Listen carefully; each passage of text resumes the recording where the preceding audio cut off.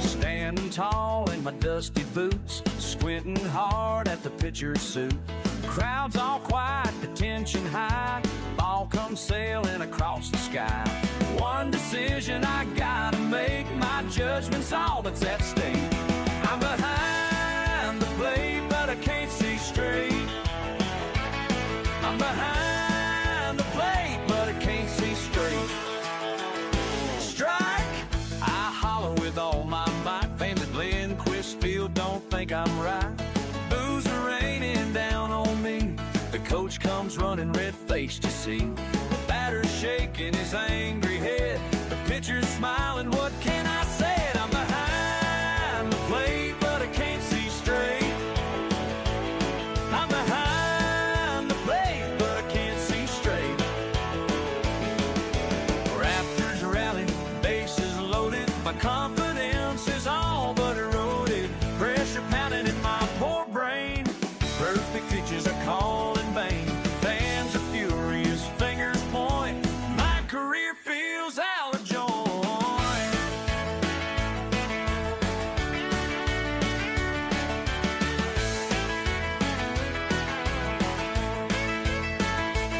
Ball bounces barely below the knee. Ball falls, I bellow with false belief. Pitcher's pacing, pulling his cap. Catcher's face says I'm talking crap. Deep down I know it crossed the zone, but pride won't let me my mistake on. I'm behind the plate, but I can't see straight. I'm behind the plate, but I can't see straight. Seventh inning, score tight. Sun starts setting, fading light. Bowman Kemp Manufacturing has been in business for over 50 years. From the humble beginnings of Lael Bowman and Mel Kemp, the company has grown into a large steel facility supplying structural steel, reinforcing steel, and basement window systems. The rebar and structural departments supply the United States, while the basement window systems division supplies the United States and Canada from coast to coast. At GCB Computers, we specialize in high-quality, refurbished computers that save you money without sacrificing performance. We believe in use it before you buy it. Come into our showroom, power up your future computer, and test it out yourself so you can buy with confidence. Visit GCB Computers online at www.gcbcomputers.com or call 385-515-1797. That's GCB Computers, the computer you need at a price you can afford. Think you can stop what we do? I doubt it. We've got the energy, we'll tell you all about it. I searched for my spark and I found it. Everybody in the crowd start bouncing. Think you can stop what we do? I doubt it. We've got the energy, we'll tell you all about it. I searched for my spark and I found it. Everybody in the crowd start bouncing. Making bangles at a young age. My pen's setting.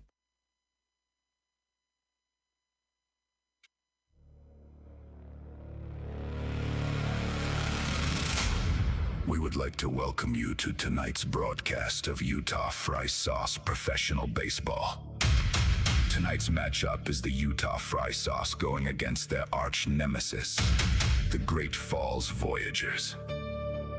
This features a chess match between Utah's skipper Evan Parker going head-to-head with Great Falls skipper Sean Rippey. Utah leads this series with a 3-games-to-1 edge and looks to make a statement like they did in Idaho.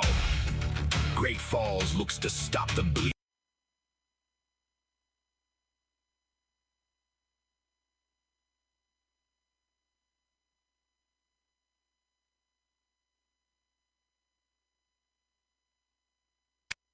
That was B-N-E-12.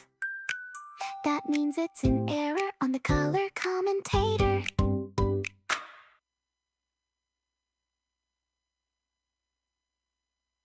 Ooh, well, I live from GCB Computers booth. The Raptors Network's on. Yes, we're live in Ogden, Utah. The game is rolling on.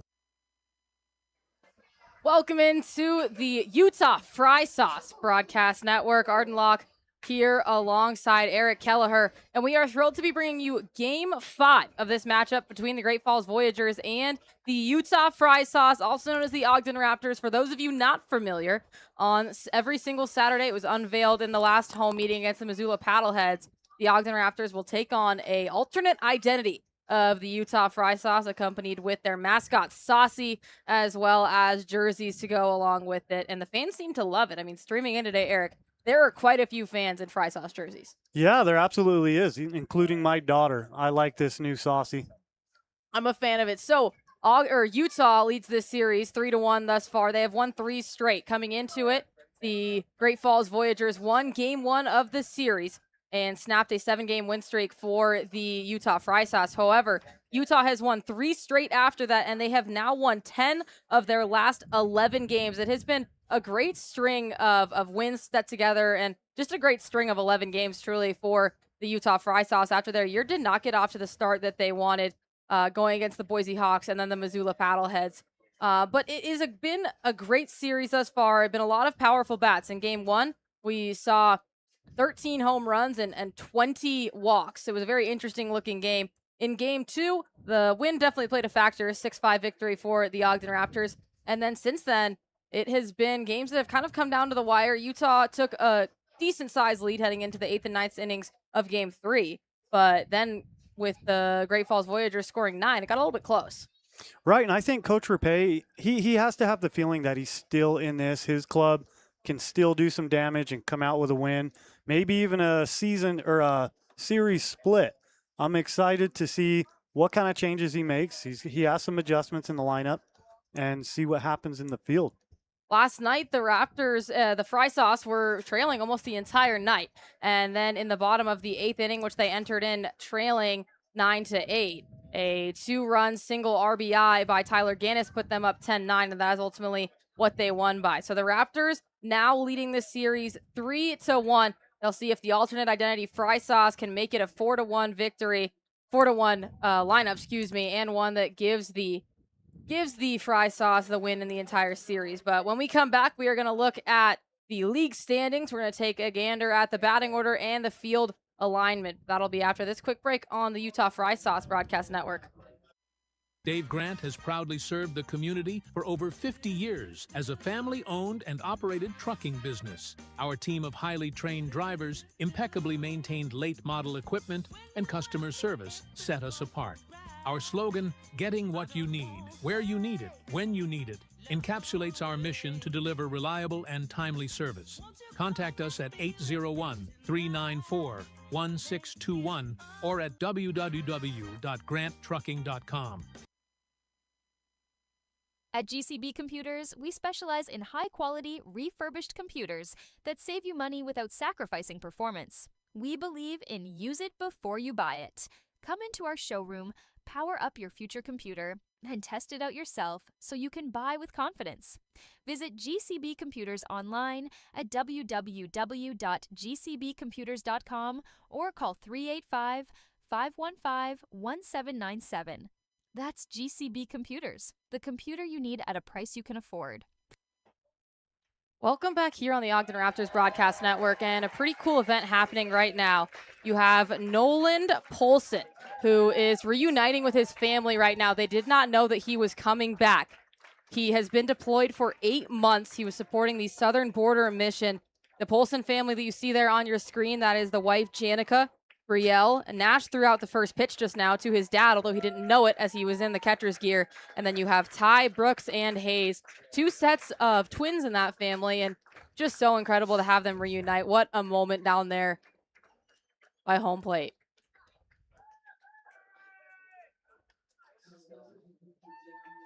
This was Sergeant Nolan Polson's second deployment. He also served in Iraq. And I was talking to him earlier, and he said, quite honestly, his wife, Janica, is the hero. She's the one at home with 5 kids and raising all of them while he's away. So just so cool for them to have that moment down there on the field. And truly awesome that it can happen on a fry sauce night here at Linquist Field. That's what baseball is truly all about. We are so thankful here in the booth, as well as everyone else listening on Home Team Network and YouTube audio stream, for Nolan Paulson's service and as well as his family's sacrifices for our country.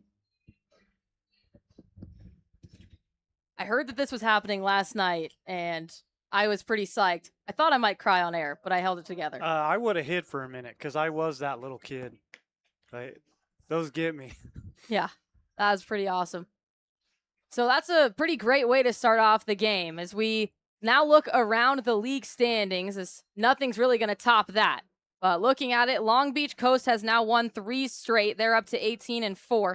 The Billings Mustangs have won 2 straight. They're at 17-4. And then the Boise Hawks also gained a win last night to make it 14-8 for them. Glacier Range Riders and the Missoula Paddleheads are 13-9 on the season. And then the Ogden Raptors also sit up there. So they sit in 4th place as we anticipated them to be in. After they won last night's game, we said that we think they were moving up to 4th place, and they did so. Closely behind them are the Modesto Roadsters at 12-10. Then you have the Ballers and the Freebirds 9-13. The Great Falls Voyagers, who obviously have lost 3 straight in this series, at 7-15. Red Pocket Mobiles at 4-18. They picked up a nice win last night. And the Idaho Falls Chuckers unfortunately couldn't string 2 wins together. They're 2-19, although they did pick up that exciting win over the Boise Hawks just 2 nights ago. But we have been talking about it all season long, especially throughout this series. If you look at it from 3 down to 7, Boise Hawks down to the Modesto Roadsters, those teams are just separated by 2 wins. So any win counts, any loss can be fairly detrimental. And the Ogden Raptors, if they can go and pick up 2 more wins in this series, that could get them looking all the way up into maybe 3rd place. Great Falls Voyagers, if they're able to pick up 2 at the end of this series, they could sneak up on the Ballers or the Freebirds. Both of them having lost 1 game straight. And it should be, an interesting matchup. You're still early in the season. I mean, there's 95 games, right, in this season, but every single win counts, whether it is here in June or later in August and September. And I think both Manager Rapay and Manager Parker know that. Absolutely. And with the Pioneer League having a split season, even if you have a rough first half, you can come in the second half, still make the playoffs, and make a run.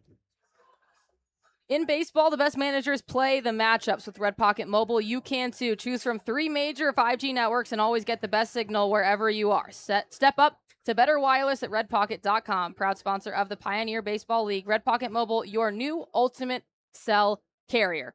As always, the Utah Fry Sauce are the home team during this series, and so they will be taking the field first. On the other end, it will be the Great Falls Voyagers batting up first, and we'll go through their batting lineup quickly. Aiden Redahan is starting off once again, overplaying first base so far today. He's moved around throughout this series. Yesterday, he was playing third base. The day before that, he was back at first, and then he has also played second in this series. He started the series playing both of the first 2 games at second. So he's played first, second, and third throughout this series, showing how versatile he is. You have Will Rogers moving up into the 2 spot. He did not play last night, but has had a good series thus far. Kyle Schmack will be batting third, and then you have Tommy Specht, Anthony Swenda, and Trey Cruz in the 4, 5, and 6 holes. And then rounding out the lineup will be Antonio Barranca, Zach Blazik, and Vincent Temisveri. The starting pitcher will be Chris Paguero, but we will touch on him a little bit later. It hasn't been a great last 2 games for the Raptor bats, as they have cooled down extremely, although it's hard to keep up the 22 runs that they put up in the first game. And if we look over then at the Utah Fry Sauce field alignment, you'll have Lucas Boyson out on the mound, and Hank Dodson will be behind the dish. Tyler Gannis is at first base, Dylan Wilkinson at second, Chase Valentine at short, and Carmine Lane in left. So notably, Dylan Wilkinson is playing his 3rd position of this series. In the left to right, it'll be Kyler Stancato, Colson Lawrence, and Bradley Pell out in the outfield. So Wilkinson has played first base, second base, and catcher. A lot of multifaceted players out on the field. We're going to step back for 1 second to listen to the national anthem that will be played right here. And when we come back, it'll be almost game time.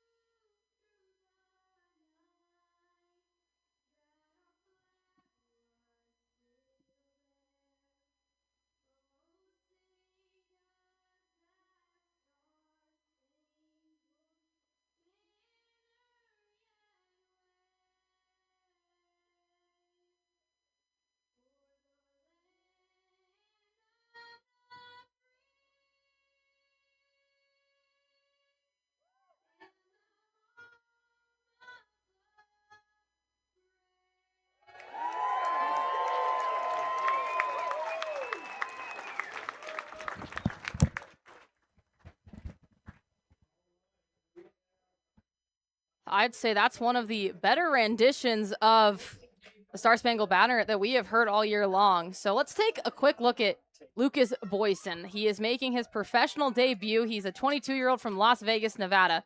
His most recent baseball came at UNC Asheville. That's where he finished his collegiate career. This season with UNC Asheville, he played 16 games and started in 13 of them. He had a 6.34 ERA. He was 3 for 3 on the season. He did throw a complete game. Across the season, he had 71 innings pitched, and throughout those 71 innings, it was 76 hits, 56 runs, 50 of them were earned. He allowed 6 home runs, 57 walks, and 69 strikeouts. So still positive, or I guess greater than 1 in that strikeout to walk ratio. And he was averaging 8.7 strikeouts per 9 innings and 7.1 walks. Before that, he actually does have ties to Utah, as he spent time with the Utah Utes. In 2025, when he played with Utah, it was 20 games in 5 of them that he started. He was 4 for 3 on the season, had a 5.2 ERA, and this was by the numbers a better season for him, although only pitched 36 and a third innings. Allowed 44 hits, 24 runs, 21 of them earned, 5 home runs, 19 walks, and 30 strikeouts. So his ratio that year was a little bit better than 2026 at UNC Asheville. That year, averaged 7.4 strikeouts per 9 innings and 4.7 walks. So less strikeouts, but also fewer walks. Depends on, picking your poison, which one you want to see. But it's been a discussion all year long of whether the Raptors could fill that starting role. And Boyson hopefully trying to do what Caleb Bunch did in his professional debut just a couple nights ago, and really solidify himself as a starter. That would be nice to see. It'd be a big boost to the Raptors starting lineup and the bullpen. We love watching Nico Saltaformaggio, but in the Pioneer League, you can't do it with one solid starter. You need 3 or 4, in my opinion. And recently, like I said, Caleb Bunch had a good outing. Chase Chapman did all right the other day. And now it'll be Lucas Boyson trying to see if he can etch his name into that list of probable starters in every 6-game series. The recent Raptors have found something in their bullpen as well, though, in Caden Knipe. He's been a great closer. He's pitched 3 times throughout this series, and has not allowed a run yet. And he currently has the best ERA of anyone on the team, as the first pitch to Aiden Redahan gets in there for a called strike. But Caden Knipe has been good to see in the bullpen, and so now they're just trying to continue to put the pieces of the puzzle together. Next pitch, also a called strike. Yeah, having Knipe and Kyle Lewis to finish out your games, be your closers, that's a solid duo right there. I think Coach Parker has the back end covered. 0-2 now to Aiden Redahan. Boyson looking for his first professional strikeout. That one misses high and outside to make it 1-2. Anyone's joining us on the Home Team Network stream, you can see for yourself the beauty of these Fry Sauce jerseys as the 1-2 pitch comes in and misses outside. For those of you who are just listening in on the YouTube audio stream, it is navy blue centers of the jerseys with a right arm that is red and a left arm that's white to represent the ketchup and the mayo that is combined for the oh so lovely Fry Sauce. The 2-2 misses inside and in the dirt, and we're full. And those are all paired up with numbers that are fries. So number 28, Lucas Boyson, is out on the mound with a 2 and an 8 fry on his back. And then on the left shoulder, if anyone's watching the Home Team Network stream, you can see is Saucy, the logo. And on the back of each of the jerseys, Get Saucy in dripping letters. The 3-2 is fouled off Redahan's shin. I love those jerseys. The crinkle cut fries are classic. Especially you're out here, you get your fry sauce and your fries and a burger and enjoy an ice cold Pepsi. Nothing better, nothing more classic at a ball game. So far, the Utah Fry Sauce are 0-1 under the name, trying to improve it to 1-1. The 3-2 misses just a bit too low. So it is a leadoff walk in the first competitive at-bat, or professional at-bat, excuse me. Been in many competitive ones of Boyson's career. Will Rogers will step up to hit now. He did not play last night, but coming in there, and also had not played in game 1. But in games 2 and 3, he was 2 for 9.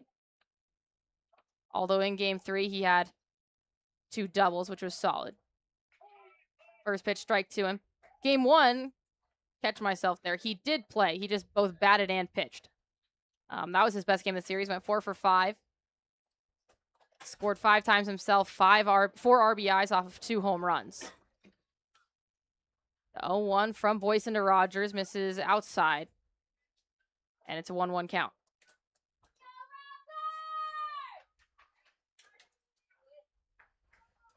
Decent sized crowd filling in here on this Saturday night. It was a great crowd last night and Weber State night. Over 5,000 people out here in the stands. The 1-1 is in the dirt. Hank Dodson puts his body in front of it, and the ball just lightly bounces back in front of him.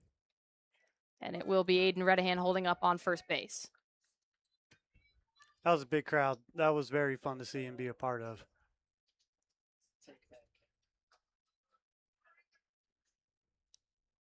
Will Rogers batting .333. Faces a 2-1 count against Boyson, and this one's tapped back foul into the netting, making a couple Fry Sauce fans flinch. Our umpires tonight is Dylan Collins behind home plate, Ryan Starks is at first, and James Ainsworth is behind third. That is the hardworking crew that's been with us all 5 games thus far. Think about the players putting in work on a 6-game day-to-day basis. The umpires are as well as the grounds crew and the managers and the trainers, and it takes a lot to make this all run. The 2-2 is fouled out of play up the right field line.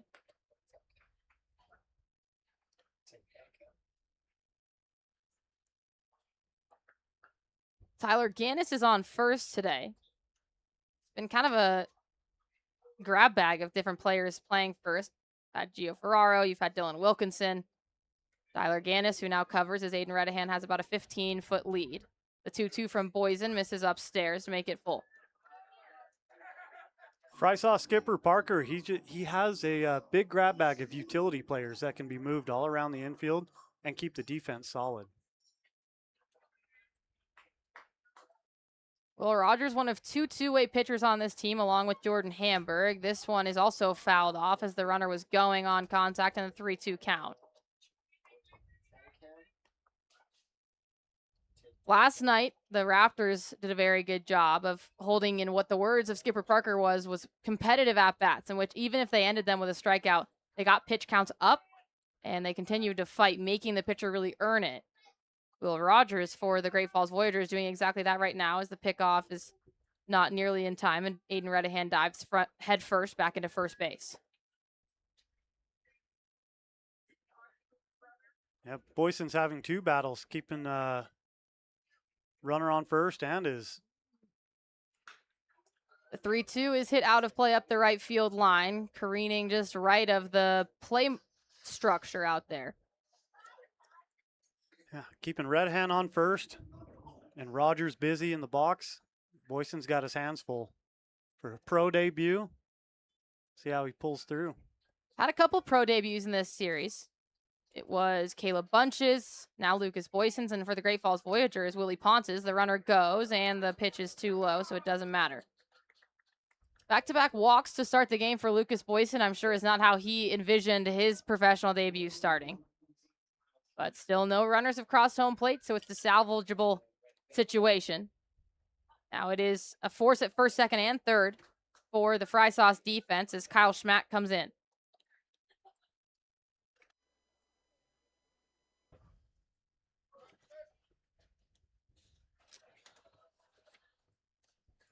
First pitch to Schmack in the dirt. Dodson picks it nicely. Kyle Schmack played for the Great Falls Voyagers last year. Yesterday, he went 3 for 5 in the 10-9 loss. Scored once himself, also batted in 2 runs.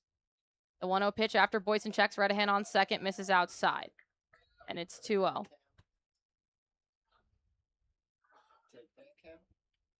Boyson has a steady 88 miles per hour coming in. He's trying to paint the corners. It's just not working out.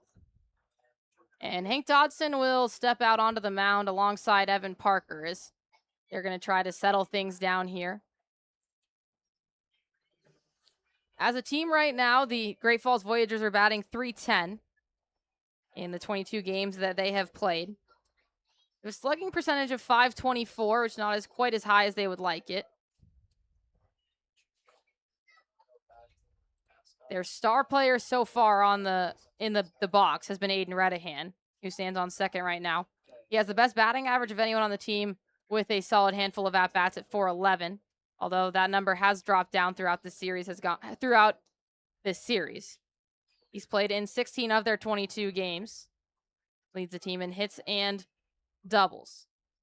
Kyle Schmack, who's in the box right now, enters this game at 319.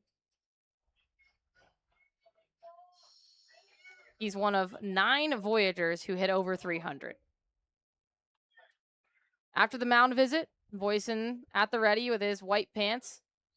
Checks on Redahan at second, checks one more time. The 2-0 is hit into right field. That'll go down as a base hit. Coming around third and score is Redahan. The ball is still bouncing off the walls up there. Coming around to score following Redahan will be Will Rogers. And it will be Schmack extending to second for a 2 RBI no out double.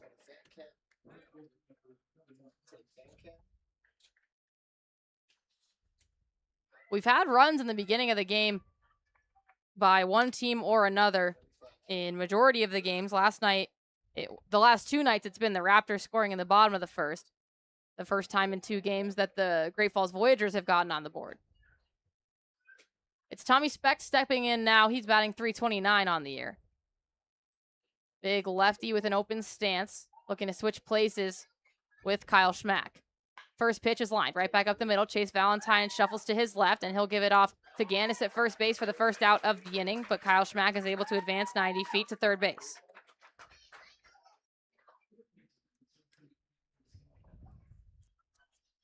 First pitch swinging, so that has to feel good if you are Lucas Boyson, as his pitch count has also been getting up.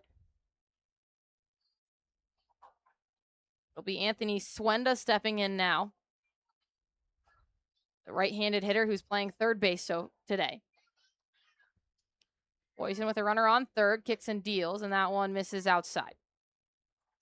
Swenda has the 62 at-bats with 21 hits, 17 RBIs, 23 walks. He's good at drawing those walks. The 1-0 is swung on, tipped foul into the glove of Hank Dotson for strike number 1. Swenda, another returner to the Great Falls Voyagers. 3 of their first 5 in their batting order are returners in the form of Schmack, Specht, and Swenda, all 3 in a row. The 1-1 misses outside. Hank Dotson leans to his right side to collect the ball. Swenda did not play in last night's game, although he has played in games 1, 2, and 3 in this series, so got a nice break last night. His first at-bat since Thursday. The 2-1 misses too high. Hank Dotson has to fully come out of his crouch to handle it.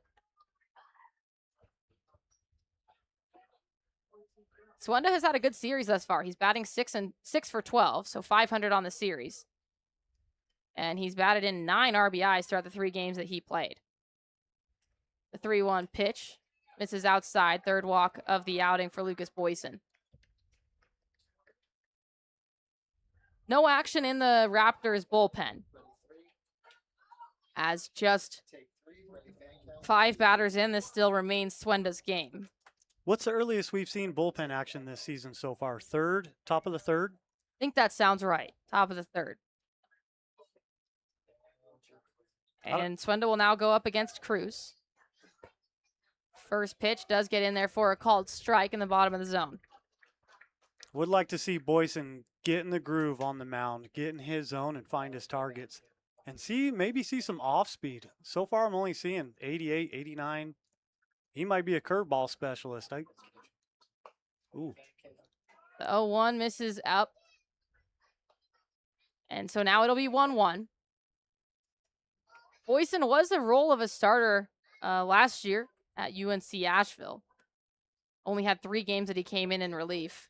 With Utah, he was more of a reliever. Came in 15 times in relief. Runner goes on the 1-1. The throw is in time, and the tag is as well.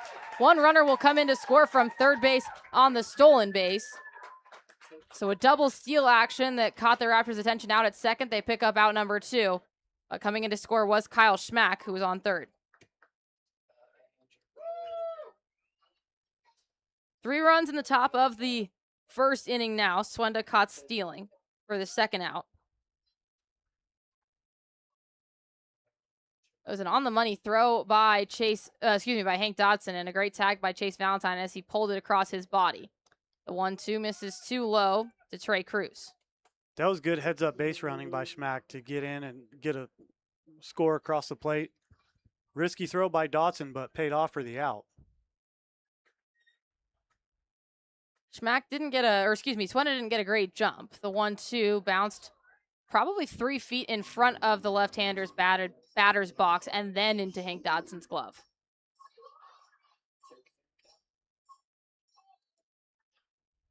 Boyson collects himself on the mound.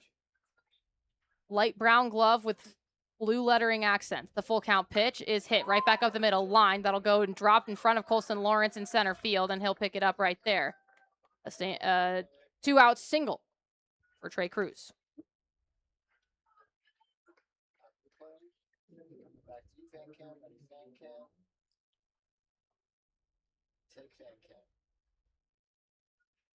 Three walks, 2 hits so far in this first inning. 3 runs have come across to score. 2 outs for Antonio Barranca. 7th batter of this inning already. First pitch catches the zone for a called strike 1.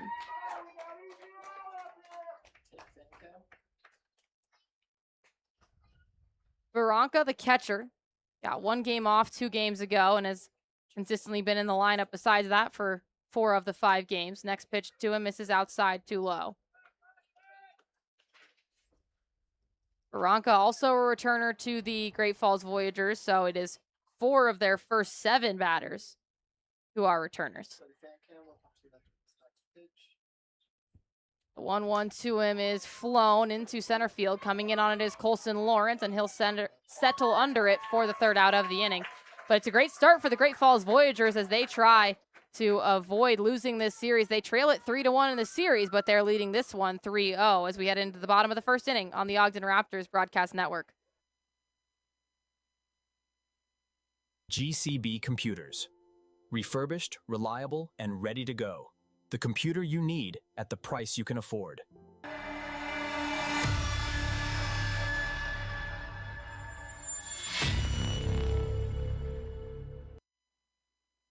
At the Prairie Schooner, you can dine in a covered wagon while enjoying our delicious hand-cut steaks, fresh seafood, and signature desserts. Go to prairieschoonerrestaurant.com or call us at 801-392-2712 to reserve your table today.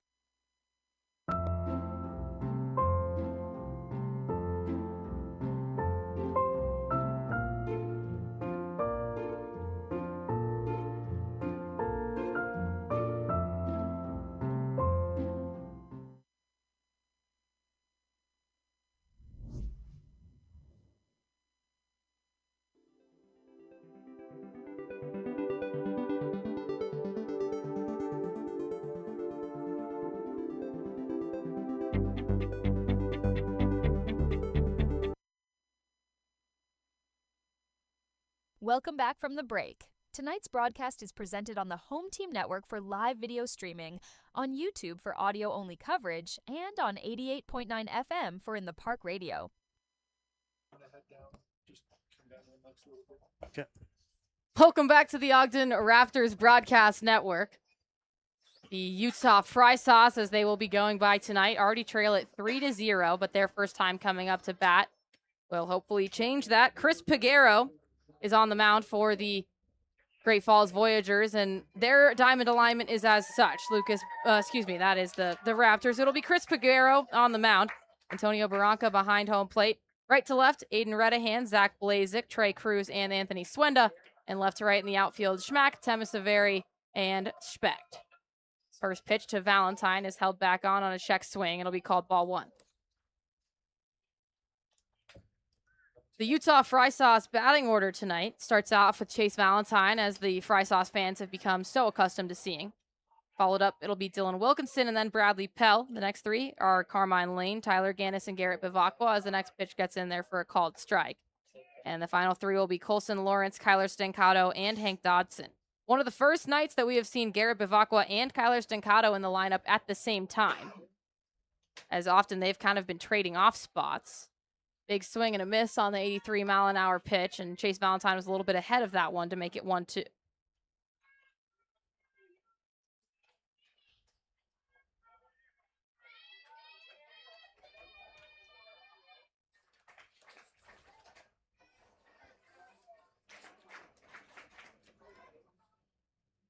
The next pitch is swung on and missed, and a leadoff strikeout for Chris Peguero is the way that he gets his night going. And Chase Valentine is the victim.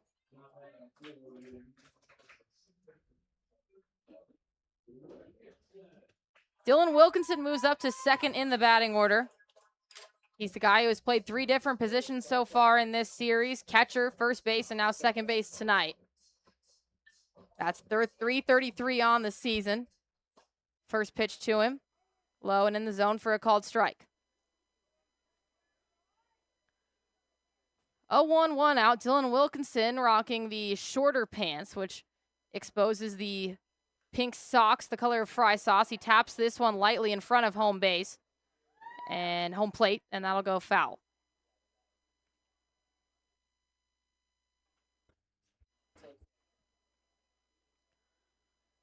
Oh, 2 count as Bradley Pell nicely waits for Dylan Wilkinson to come collect his bat. Bradley was the hero of Game 2 as he hit the walk-off RBI single in the bottom of the 9th inning for their 6-5 victory. Last night was not a walk-off win, but Garrett Bavacqua hit the go-ahead single in the bottom of the 8th inning to score 2 runs. Next pitch misses too low to make it 1-2. Dylan Wilkinson will take time.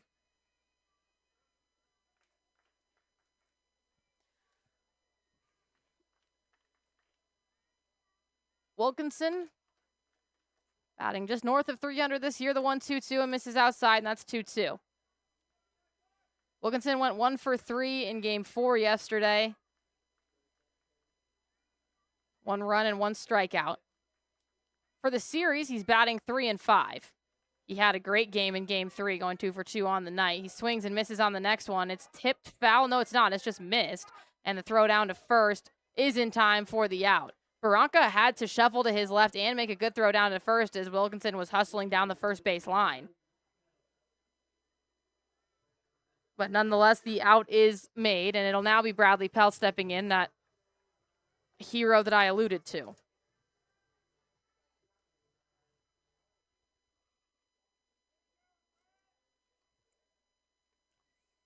Pell, a left-hander, going against the right-hander Peguero. First pitch misses for a ball.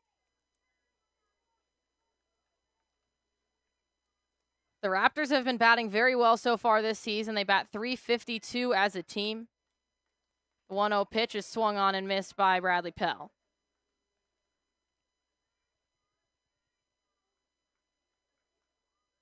They have scored 233 runs throughout the season, 289 hits. For reference, as Pell skies this one into left field area, is going foul, and that one will sail out of play. As I was saying, for reference, the Great Falls Voyagers have 236 hits on the year. They've scored 190 runs. So the Fry Sauce have scored over 40 more runs than the Great Falls Voyagers and have hit over 60 more times. So 1-2 count now to Bradley Pell from Chris Peguero. Kicks and deals, and that one is swung on and missed. And it is a 1-2-3 first inning with 3 strikeouts for Chris Peguero and the Great Falls Voyagers. Great start for them. They lead at 3-0 as we head into the top of the second inning on the Ogden Raptors Broadcast Network.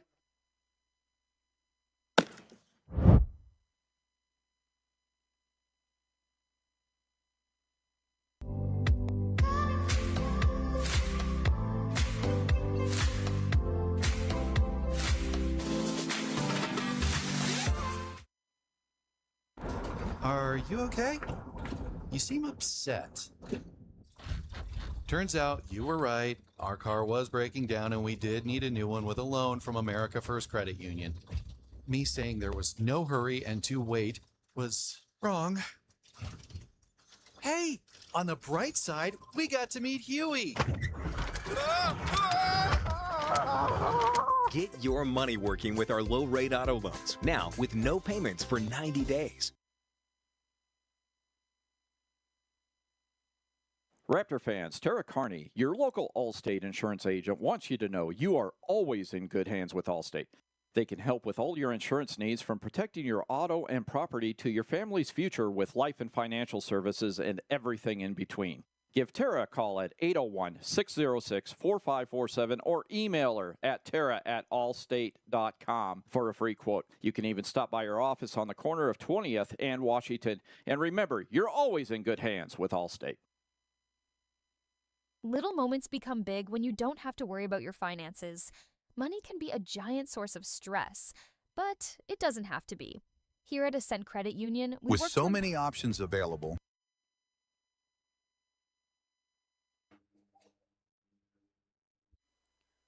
Welcome back to the Utah Fry Sauce Broadcast Network. Lucas Boyson continues his work out on the mound after a rough first inning of his professional debut. First pitch is a called strike to Zach Blazik, the shortstop. Blazik has been playing shortstop throughout this series, although he has now rotated over to second base for the day. The 0-1 to him also gets in there for a called strike. And we will be joined by skipper Evan Parker for the Utah Fry Sauce. Evan, can you hear us? Yeah, can you hear me? Yep, perfect. So a new pitcher out there on the mound for you guys, a recent signee. Not the exact first inning that you wanted, but what was the talk like in the in-between inning to try to settle everything down? Well, obviously you saw me take a visit in the first, which is a bit unconventional, but you know what? This is a guy that has high upside for us. Hey, it's staying in. Good job. This guy has high upside for us, you know, so I just went out and reminded him. I said, hey, look, you see what our offense can do. Okay, you've put yourself into some traffic here. You're going to have to minimize damage. And minimizing damage is really 0 runs, 1 run, two runs, 3, 4, 5 are ones I would prefer to, miss altogether if it's possible. But you know what? A 3 spot's not going to beat us. I like our chances at 27 outs, and that's how we play every night. And you know what? We don't press the panic button. Obviously, you saw how the game went down last night. We don't press the panic button. So we're going to stay in there, and we're going to be here for 27 outs, and we'll see what happens. You alluded to last night's game where you guys were trailing and then ultimately came back in the bottom of the 8th. What does a game like that do for your confidence to stay patient and know that you can work back into games?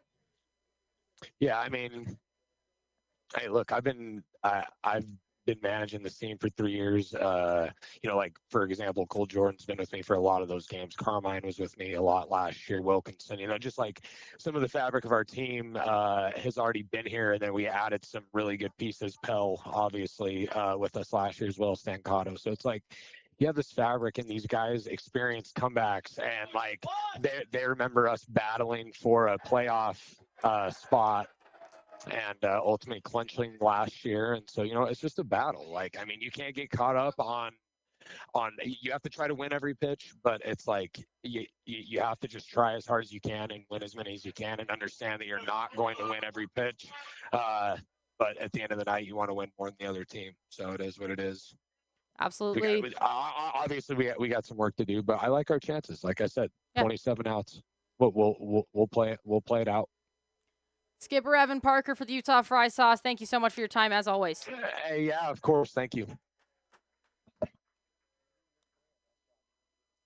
So it was a fly out by Zach Blazik to the catcher, Hank Dodson. Then you have Vincent Temesveri doubling, and Aiden Redahan laying down a great bunt.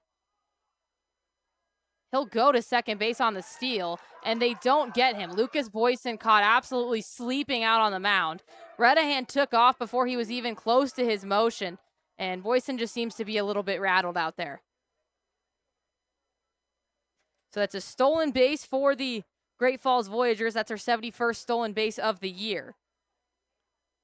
They've already been caught stealing once in this game, but that time doing it successfully. And so now with 1 out, they take away the double play ball. The 0-1 is lined into left field. Coming in on it is Kyler Stancato, and the runners will not advance as Stancato kind of kept his momentum coming into home plate and made all the runners stay where they are. So an unproductive out by Will Rogers, and the Fry Sauce have a chance to put up a 0 in an inning where 2 runners got on quickly. Kyle Schmack, who has already doubled once today, will be looking to bring both Vincent Temesveri and Aiden Redahan home. The first pitch to him from Boyson, still hasn't checked any of the runners, is in there for a called strike on the bottom right corner. Something to keep an eye on. Boyson spends quite a lot of time looking at Dodson, not a lot of time checking the base paths. Stands with his arm at his side, now brings his glove and his right arm into his chest. The kick and the deal on the 0-1 is hit into the deep right field area. Coming around to score will be Temesveri. Kind of following suit is Aiden Redahan. And a 2 RBI single puts the Voyagers up 5-0. So we're now just beyond the threshold of what skipper Evan Parker views as minimizing damage. As he said, it's ideally 0-1, maybe 2 runs. He's trying to avoid the 3 spot. They already dropped a 3 spot in the first inning. Boyson will need to make quick work of Tommy Specht if they're going to make that happen once again. Specht has already doubled so far once this game. First pitch into him, called strike. 74-mile-an-hour off-speed pitch. We didn't see a lot of the off-speed, as Eric Kelleher noted in the first inning. Boyson does check over his left shoulder on the runner at first. The 0-1 count is swung on and tipped foul into the glove of Hank Dodson for strike 1. For strike 2, excuse me.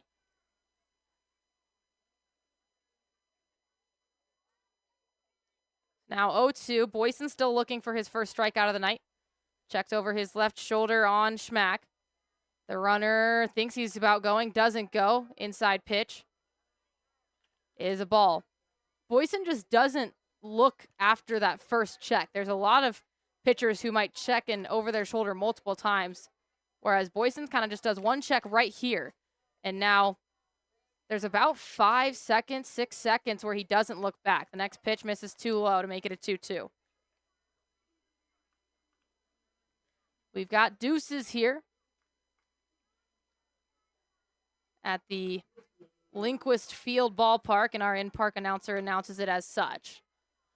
The 2-2 pitch, pickoff throw, is behind Schmack.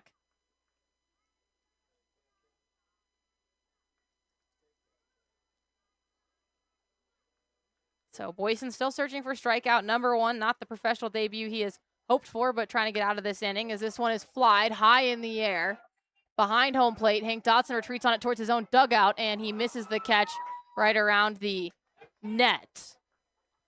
Those are some of the hardest catches to make as a catcher. The spin of the ball is kind of taking it back towards the ball field. And Hank Dodson retreating, so then the spin is taking it essentially back over his head if he's facing the fence. It's 2-2 once again after that foul ball. Kyle Schmack still on first. Specht lays his bat on his left shoulder. The ball gets away from Hank Dodson, and it'll be another base taken. That one will be on a wild pitch. So now a 3-2 count. It's been 3 walks already by Boyson in this game. So either this, if it's a strikeout or a walk, it'll be strikeout number 1 or walk number 4. Either way, it's against his normal ratio that he pitched with both at UNC Asheville and Utah, where he had more strikeouts than walks. The 3-2 pitch is grounded, and neither the second baseman or first baseman can get to it. It is collected by Bivacqua in right field, Pell, in right field, and another run will come in to score.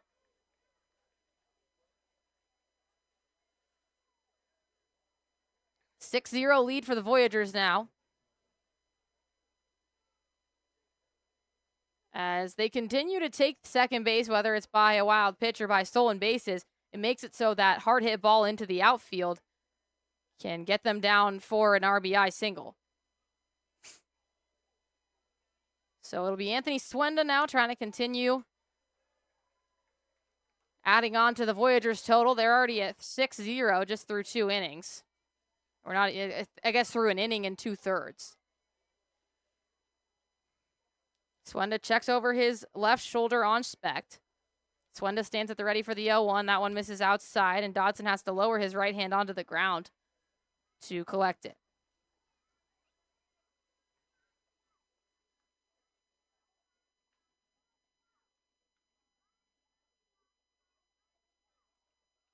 1-1 now.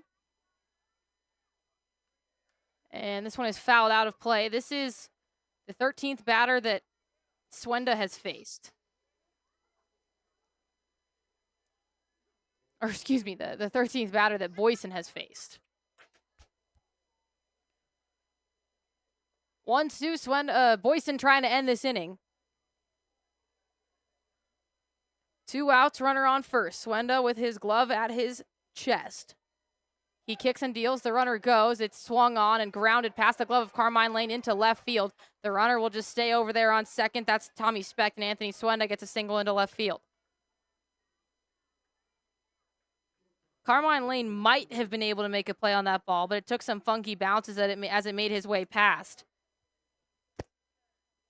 And it gets deep into left field. Already the 7th hit of the night. So it's 6 runs, 7 hits, no errors for the Voyagers. No runs, no hits, no errors for the Ogden Raptors.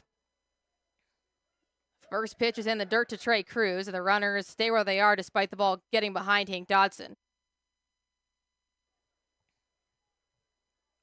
Dodson has to go pick up his helmet and his mask as he has the more traditional style backwards helmet, hat, and umpire mask.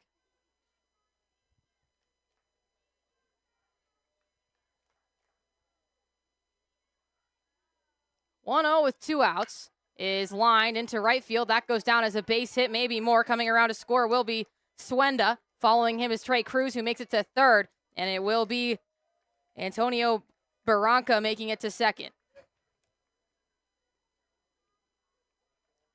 1 run scores in the form of Tommy Specht. And it is a continued onslaught of runs for the Great Falls Voyagers.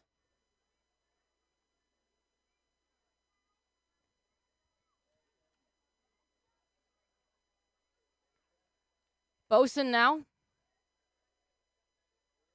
facing Antonio Barranca. First pitch swinging. This one is flied into right field. Settling himself under it is Bradley Pell, and the third out of the inning is secured with that catch. But the Voyagers take a 7-0 lead as we head into the bottom of the second inning after this break on the Ogden Raptors Broadcast Network.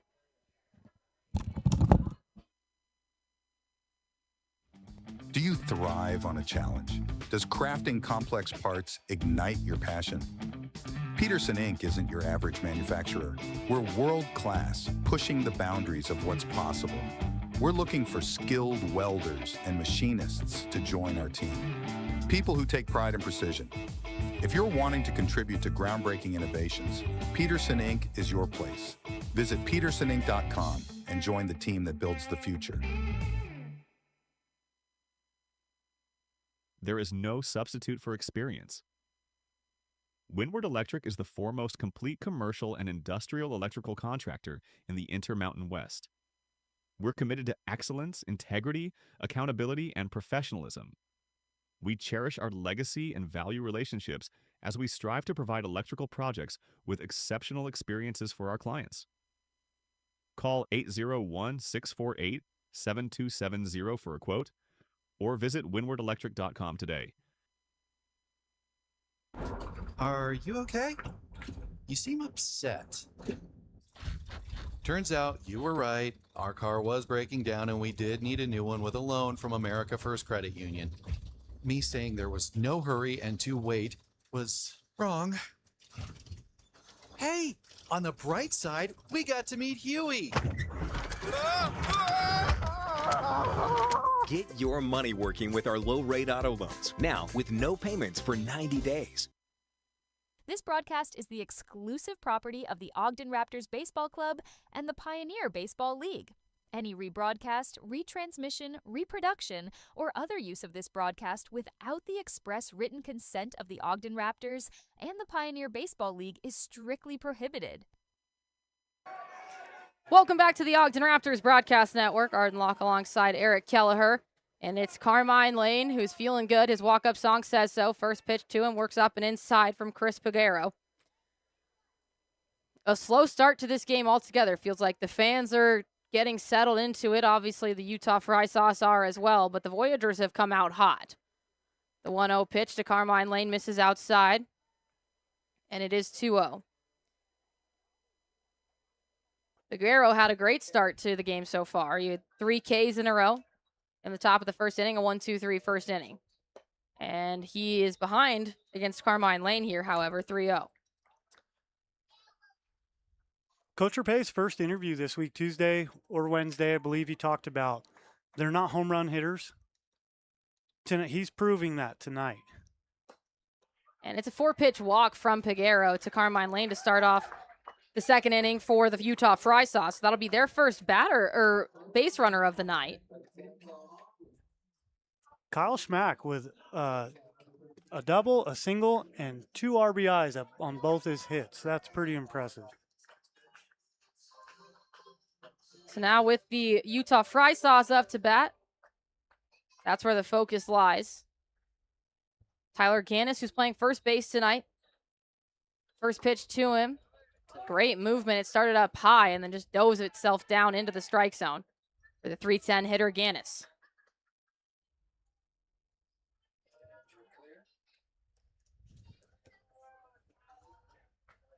Oh, 1. Peguero holds his right glove up to his right here. Next pitch in there for a called strike. Peguero holds his mitt up to his ear as if he's maybe answering a phone, then kicks up his left leg and deals.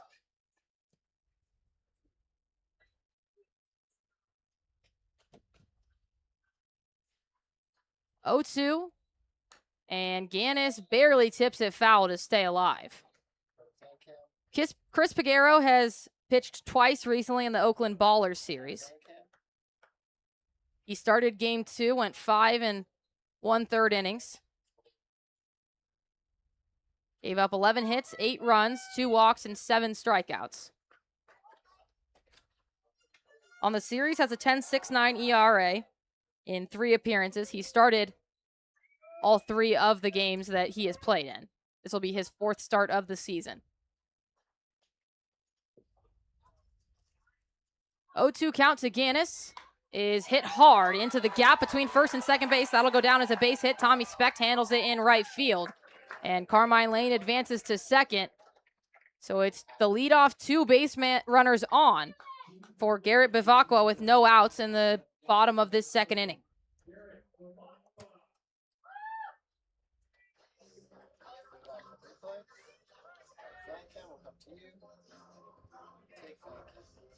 Garrett Bivacqua, who has been hitting well recently.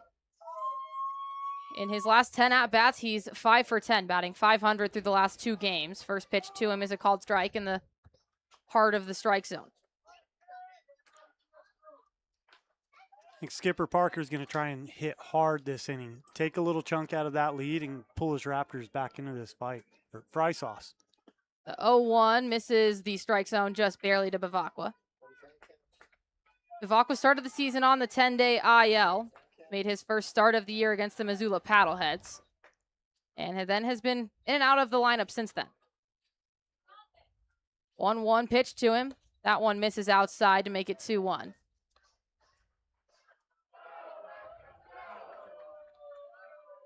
Bivacqua played his college years at St. Cloud State, the Carlsbad, California resident. Stands in his uniquely tall way in the box. He fouls the 2-1 off to make it 2-2. Non-traditional, he bats left but throws right-handed. Bivacqua's good. Hangs out in the box. It's different to see for me. You'll get a couple of those here in baseball. It's always interesting. Everyone has their own origin story for why. The 2-2 is fouled back out of play over home plate.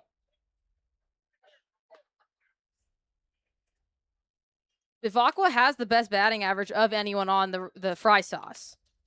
That's at .515. It's just that he has 33 at-bats. Whereas Gio Ferraro, who holds the probably more legitimate best batting average on the team, has 71 at-bats. The 2-2 to Bivacqua is fouled off out of play into the left field stands.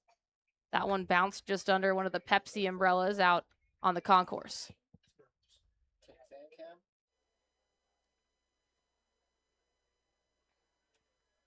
So Bivacqua now facing his 7th pitch of the at-bat. Despite it just being a 2-2 count, Carmine Lane on second and Tyler Gannis on first.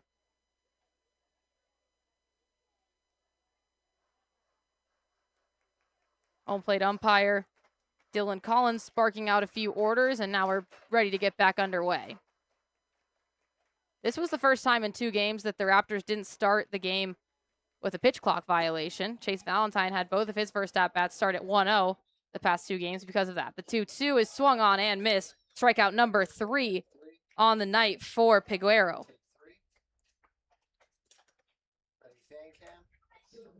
So it's 1 out and runners on first and second for Colson Lawrence. Lawrence has been playing center field pretty consistently throughout this entire series.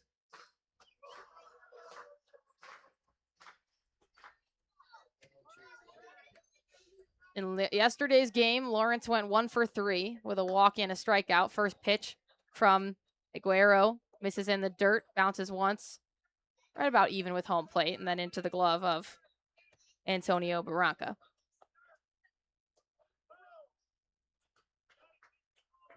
Righty versus righty matchup. Colson Lawrence swings and misses on a off-speed pitch that caught the top part of the zone regardless, and it's 1-1.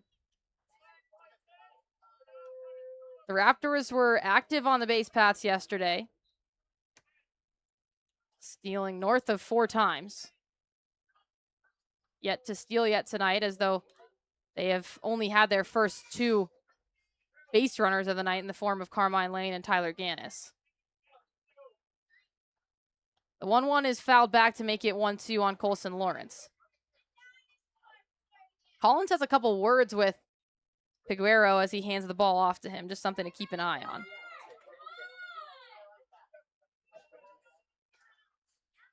I'd like to see Lawrence get on base and get Stancato up. Lawrence has been struggling a little bit, but Stancato, he has the ability for that big ball, clear the bases. 1-2, 1 out, force at every base but home. The check swing, and we've been told he goes around by first base umpire Ryan Stark. Strikeout number 5 on the night. Piguero has faced 7 and struck out 5. Not a bad ratio to start off that game. No walks yet from him either. So with 2 outs, Kyler Stancato will come up to hit. Carmine Lane is still on second. Tyler Gannis on first.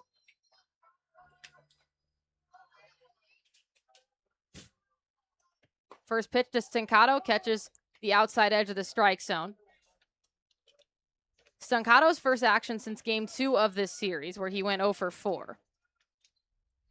He played well against the Chuckers, although he only had 10 at-bats, but he went 6 for 10 through them, so batted .600 across 2 games in those. This one is hit hard up the right field line. That'll drop down fair. It's bouncing around all the way into the corner. Specht has to get on his horse and even get close to it. Carmine Lane comes around to score from second. Tyler Gannis follows him over from first, and a 2 RBI triple by Kyler Stancato gets these Fry Sauce on the board.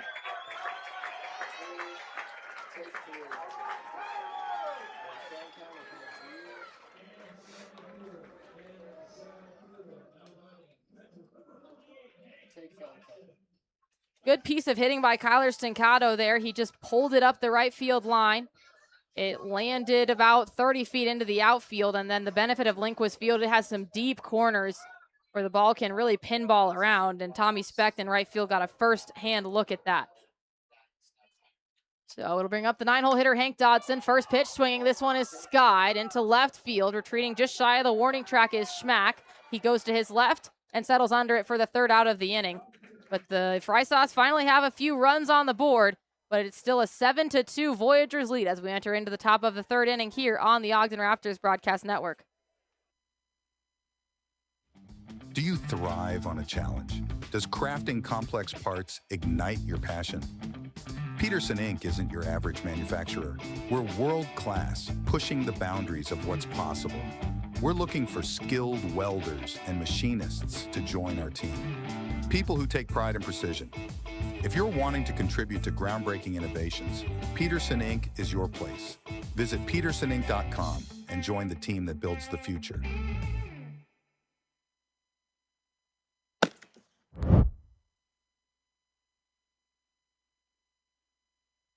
LWE has become an industry leader and performed new construction and retrofit work to companies in several industries. LWE is located in northern Utah and has performed work throughout the western United States. We can be reached at 801-621-3700. 3220.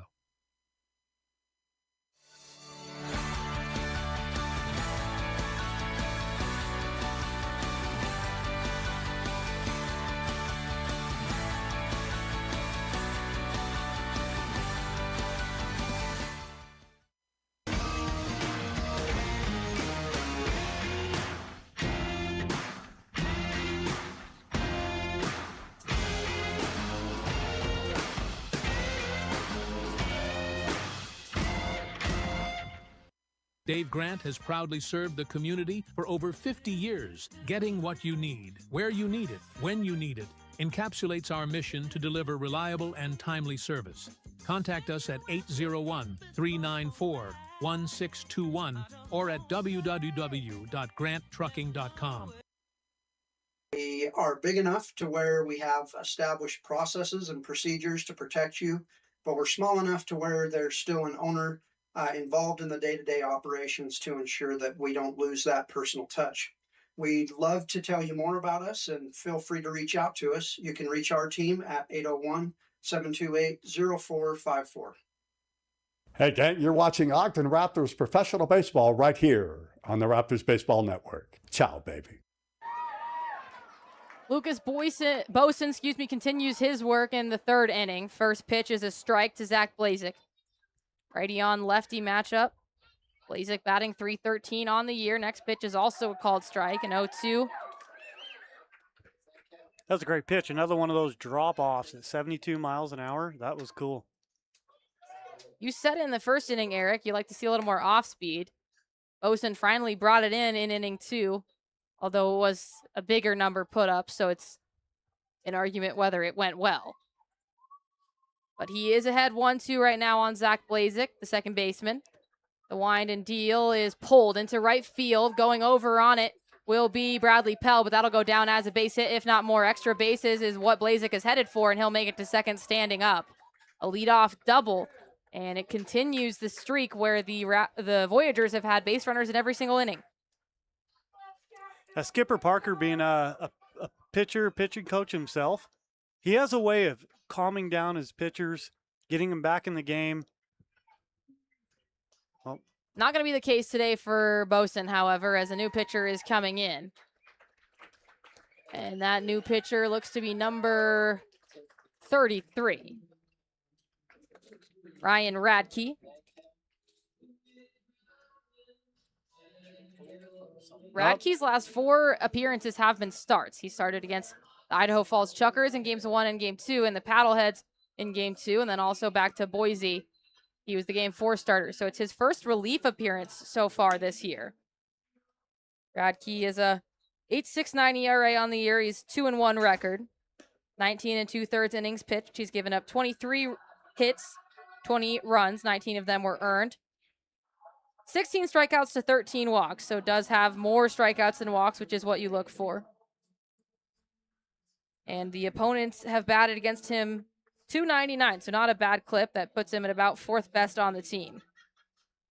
I dropped the ball on you. I was down in the dugout for Skipper Parker's interview, and I saw him warming up, thought a possibility. Let's get this info to Arden, and I left you hanging. I'm sorry, but I'm impressed by all the numbers and stats you punch out. I would stumble and trip over my tongue all night. I'm glad I'm only color. Radke's last start came in game 6 against the Idaho Falls Chuckers, which was last Sunday. So now, just about 6 days ago, he went 5 1/3 innings. He gave up 4 hits, 2 runs, 2 walks, and 6 strikeouts. But a guy that has spent time playing quite a bit of baseball. Obviously, this is his 5th appearance of the year this year. A first time in relief. I'm surprised because I was expecting Radke possibly as our game 6 starter, which quite honestly could have been the plan, and maybe they're just putting him in as Boson didn't get off to the start that he wanted. But Radke, a righty, will go up against Vincent Temesbury. First pitch misses outside for a ball.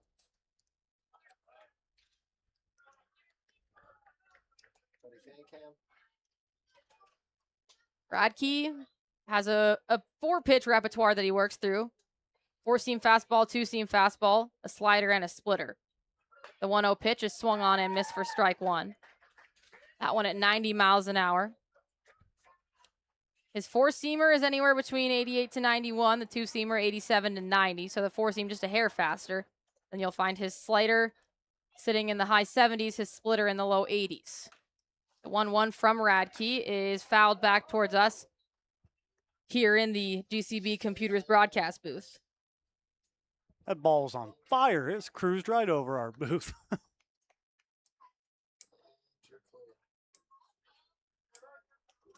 Temis Ferry doubled his last time up. A 1-2 count with Zach Blazek on second base, looking to trade places with him, but his place will be back in the dugout as he swings and misses on the 1-2 pitch. And it's the first strikeout of the game for the Voyagers.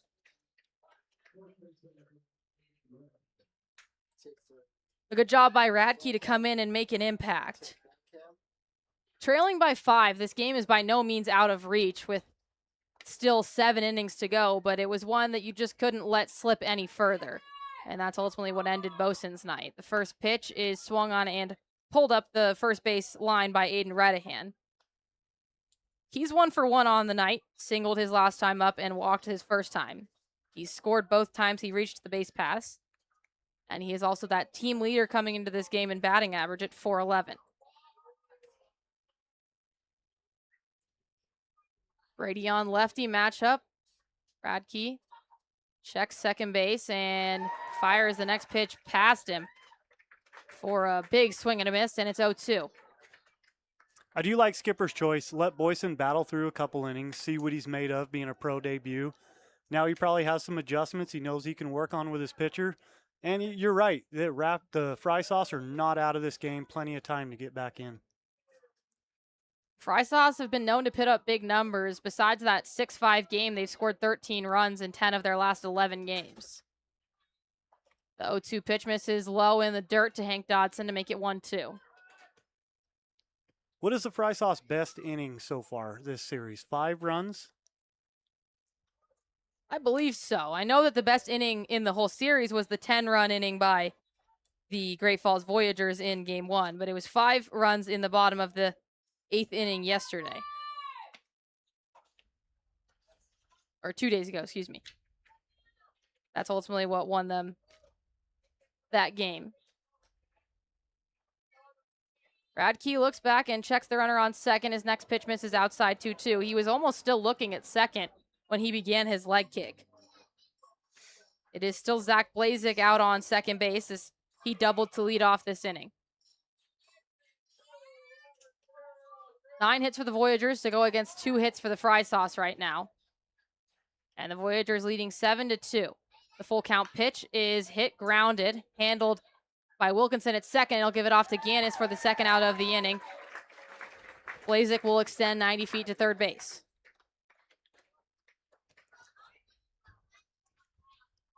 Wilkinson did a good job waiting on that as it came to him with a couple funky hops, so he just decided to stay patient and sit just inside the outfield line of grass and wait for that ball to come to him.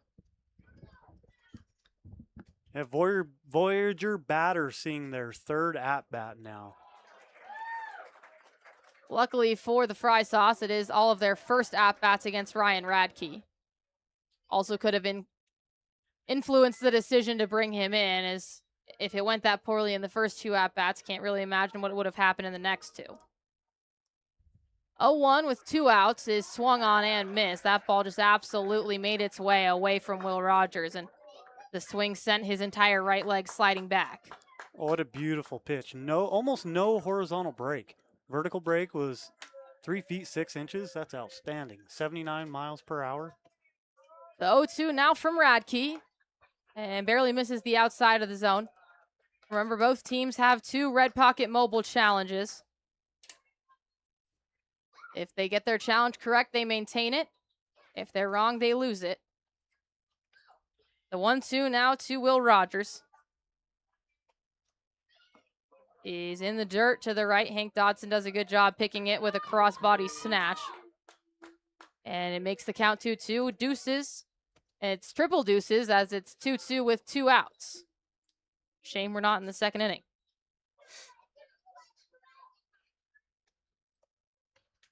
Brad Key hangs his right arm as he leans forward to receive his sign. He now resets vertical. The 2-2 pitch is pulled up the third base line. The entire Fry Sauce dugout has to get up, or the bullpen has to get up on their feet. Kind of reminded me of when you play Wii Bowling and you throw the ball backwards and everyone jumps around and spins. Yeah.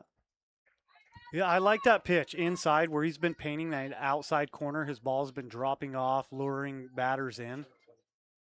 The 2-2 is flied into right center field. Both competing on it are Pell and Lawrence, but it will ultimately be Lawrence settling under it for the third out of the inning. So for the first time, the Voyagers put up a 0, and they still lead at 7-2 as we head into the bottom of the third inning on the Ogden Raptors broadcast network. This can keep a battle buddy safe from the risk of suicide. I get it, it's just a phone. But when you call a friend, you show that you care, which can help them fight their inner battle. Now drop and call 20 people.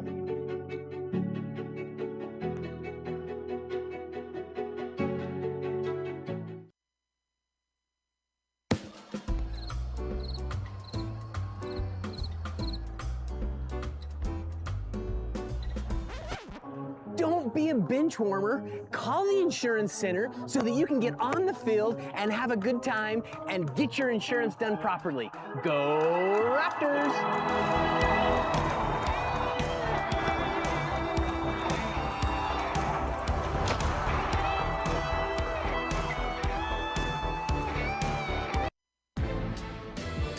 Who's pitching? 3 wireless carriers. Big corporate mobile. Our stock always goes up. So do your prices. I'm out. We're cheap. Just like your coverage. We're Red Pocket, your new ultimate cell carrier. Only we give you all 3. No price increases, 2-minute care, and all major networks for your best 5G coverage. What's your ask? $10. You've got a deal. Switch to Red Pocket. Like me, your new ultimate cell carrier. Welcome back from the break. Tonight's broadcast is presented on the Home Team Network for live video streaming, on YouTube for audio-only coverage, and on 88.9 FM for In the Park Radio. Welcome back to the Ogden Raptors broadcast network. Back to the top of the batting order for the Fry Sauce as Chase Valentine gets ready to lead off. The top of the batting order hoping to have more success than they had last time against Peguero as they all went down swinging in a row. Peguero has been dealing thus far. He has 5 strikeouts on the night. First pitch to Valentine is a swing and a miss. Chase Valentine entered this game hitting .385. He's the team leader in runs scored, hits, doubles, and triples, and is also the team leader in extra base hits. The 0-1 is quickly fired in, and Chase Valentine swings and misses again and finds himself in a similar 0-2 position as last time. Peguero looking to sit down Valentine for a second time. He kicks and deals. And that one is a check swing, appeal down to first base as he did not go around. So it'll be 1-2.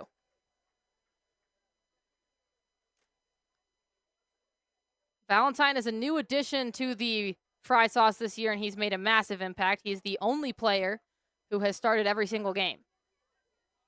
The 1-2 to him is swung on and missed, and Chase Valentine is sat down swinging again. Strikeout number 6 on the night for Peguero. Dylan Wilkinson will dig in now. He also struck out swinging his first time up. With Chase Valentine seeing the same fate as last time, Dylan Wilkinson trying to switch up his situation. First pitch to Wilkinson misses low and outside for ball 1.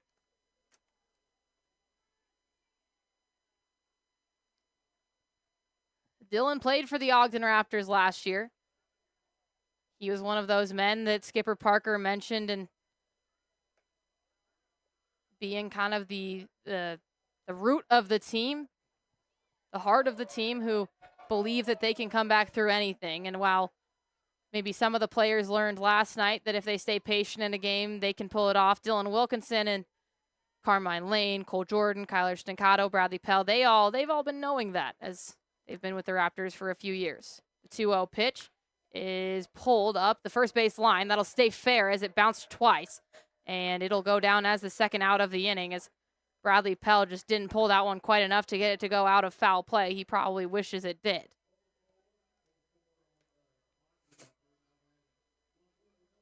So it's an out by the first baseman unassisted and Aiden Redahan for the second out of the inning. And it'll be Bradley Pell stepping in now. Pell, another one of those returners for the Raptors. He played his college ball at Millsaps College. First pitch to him is a called strike.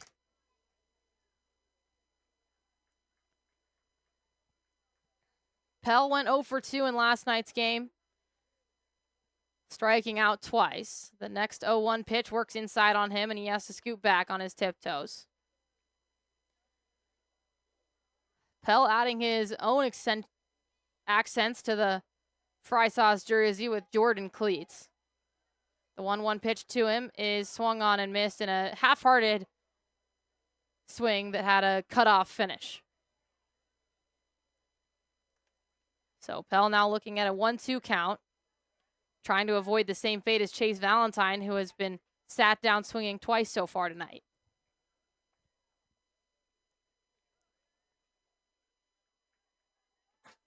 A Louisiana native stands ready in the box. The Boston, Massachusetts native ready to kick and deal, and this one is grounded past a diving second baseman, Zach Blazek, and that'll go into right center field. That's ultimately picked up by Temis Very, and a single with 2 outs for Bradley Pell gives the Raptors a little bit of hope in the bottom of the third inning.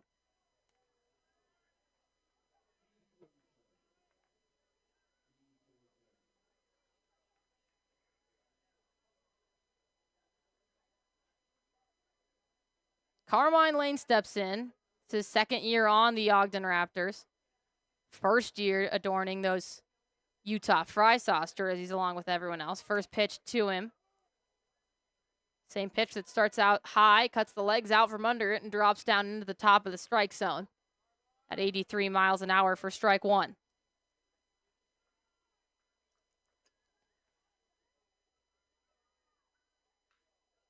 This one is hit into the glove of second baseman Blazek, and on the grounder, he'll give it over to first base Redahan for the third out of the inning. The Raptors leave Bradley Pell stranded, and after 3 innings, the Voyagers lead it 7-2. We'll be back after this break for the top of the 4th inning on the Ogden Raptors Broadcast Network. Do you thrive on a challenge? Does crafting complex parts ignite your passion? Peterson Inc. isn't your average manufacturer. We're world-class, pushing the boundaries of what's possible. We're looking for skilled welders and machinists to join our team. People who take pride in precision. If you're wanting to contribute to groundbreaking innovations, Peterson Inc. is your place. Visit petersoninc.com and join the team that builds the future. With so many options available, you may find it difficult to distinguish between contractors and which one is the best qualified to handle your important project. We would like to make this decision easy for you by summarizing what sets us apart from our competitors. Kier Construction has an experienced staff, annual revenues exceeding $100 million, and Kier has evolved into a diversified general contractor with experience in multi-unit and commercial construction. Kier Construction invites you to experience the difference. Call us at 801-627-1414. Hi, I'm Christopher with Absolute Comfort Heating and Air, and I would do anything to keep my customers comfortable. And when it comes to family, I would do anything for love. I'd fix just about anything. You know I would do anything for you. I won't do that. But you won't do that. At Absolute Comfort, I'll do whatever it takes to keep you comfortable.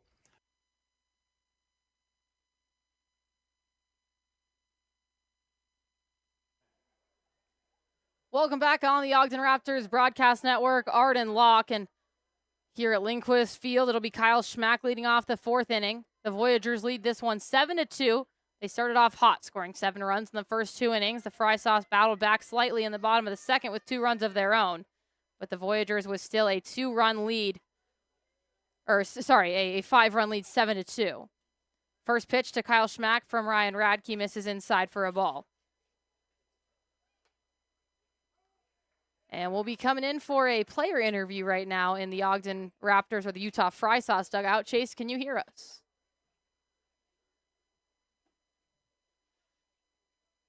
We'll work on getting Chase on air with us in a second. The 1-1 is hit and flied into center left field. That'll go down as a base hit. Collecting it is a left fielder, Kyler Stancato. And the leadoff base runner is on once again for the Great Falls Voyagers. Okay, Chase, we'll try you one more time. Can you hear us? Yeah, I can hear you guys. There we go. We can hear you now. Chase coming in to start a few games ago, getting the win. How'd that one ultimately feel? Felt great. Felt good to go out there and compete. Got a good defense behind me and really just simplifying things. It's really been helping. What does your role look like on a day like today where you've started a couple days ago, you know you're not coming in today? Just keep the team up and keep our energy high. It's a long game. We got to win pitch by pitch, and I think we're going to be in a good position here soon. And I noticed something cool during the national anthem that a lot of the players who aren't starting come up and stand in the stands with the fans. Can you tell us a little bit about that? Yeah, I love that. It's always a great opportunity to go out and see the fans and get to interact with them. Sometimes I even see my host family out there, so I'll stop by and say what's up to them. So it's a really cool thing that we do here, and it's unlike any other place. Awesome. Chase, thank you so much. We appreciate your time. Thanks again. Appreciate you guys. Chase Chapman actually was out directly in front of us here, as this one is grounded past a diving Chase Valentine at shortstop, and that will advance Kyle Schmack 90 feet, and Tommy Specht gets on with that grounded single. Ryan Radke had success when he came into the game after Boson gave up a double to start off the top of the third inning.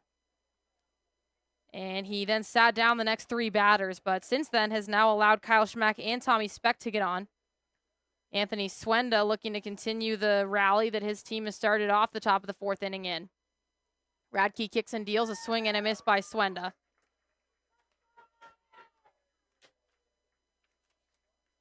Swenda batting at .339 this year. Second best on the team for players with substantial amounts of at-bats. He's played in 20 of their 22 games coming into this, so now 21 of their 24 as Radke gets the 0-1 pitch in there for strike two.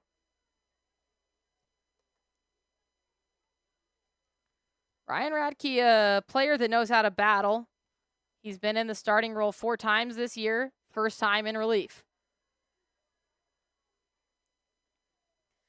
The 0-2 to Swenda, Schmack on second, Specht on first as the Voyagers lead this one 7-2. This one is flied out of play up over the Voyagers dugout.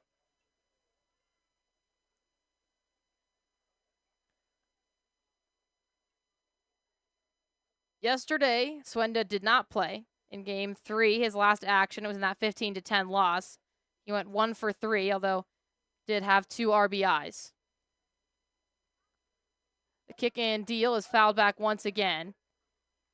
So an 0-2 count in an at-bat that's already had 4 pitches.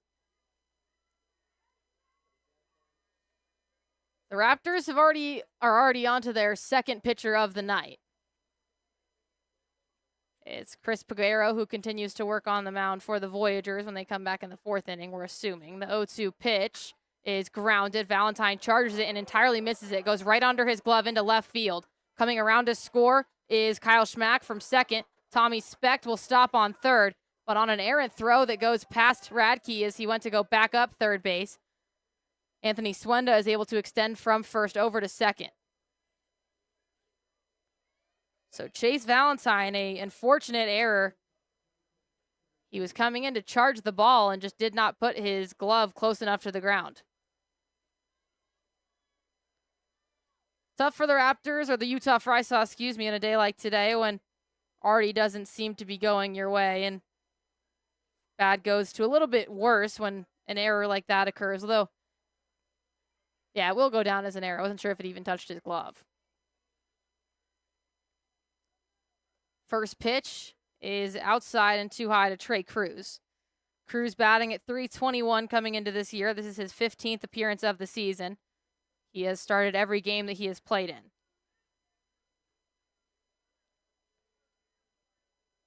Lefty stands at the ready with black and red Jordans for cleats. The 1-0 pitch from Radke is gone around on for strike one.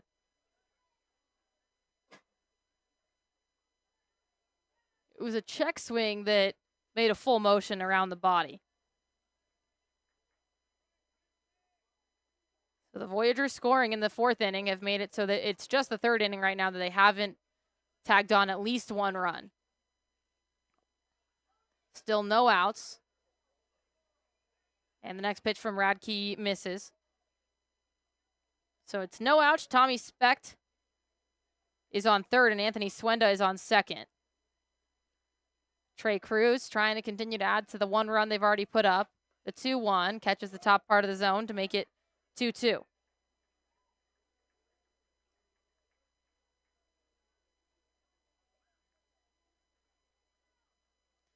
Great day for baseball here in Ogden, Utah. It's been a pretty good weather week. It was just a bit windy on Wednesday.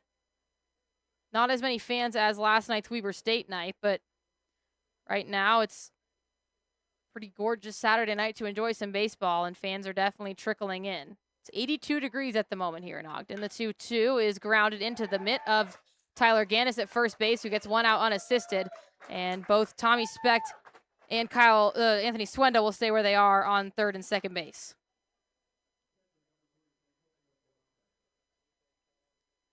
First out of the inning is finally recorded on Trey Cruz. And it'll bring up Antonio Barranca, who has flown out. He's 0 for 2 his last two times up. Flown out to center and right field. So Colson Lawrence and Bradley Pell both ready, as both of them are shading their eyes from the sun at the moment. He flies this one, first pitch, into shallow center field. Chase Valentine settles under this one. He's able to handle that one for out number 2 of the inning. That one only came off the bat at 66 miles an hour. Barranca didn't put a lot behind that one on the first pitch.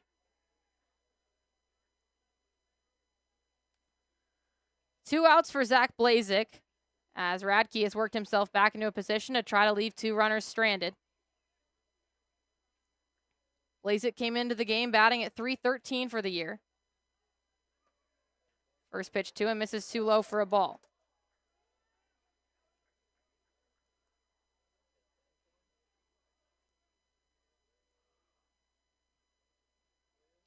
So far in the series, Blazik did not play in Game 3,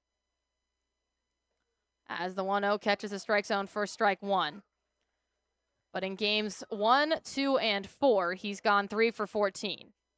Has just had one hit in each of those games.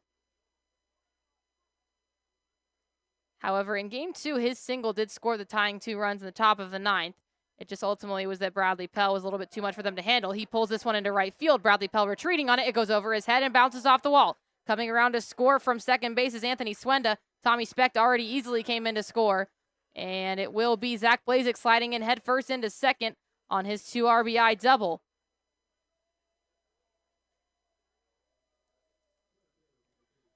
That was a hard piece of hitting by Zach Blazik. Came off the bat at 104 miles an hour.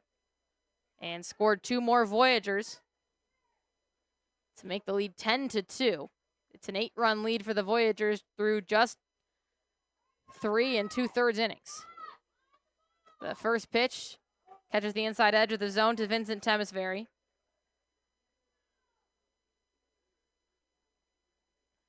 Temesbury 1 for 2 on the day, struck out swinging as Radke's first at-bat, and then he doubled against Boson earlier. The 0-1 pitch is too low for a ball. Temesbury is the first batter in the Voyagers lineup to see Radke for a second time. Skipper Parker probably would have appreciated it if it would have happened a little bit later than the 4th inning. 1-1 pitch. Radke checks on Blazik. And the pitch misses too high and outside.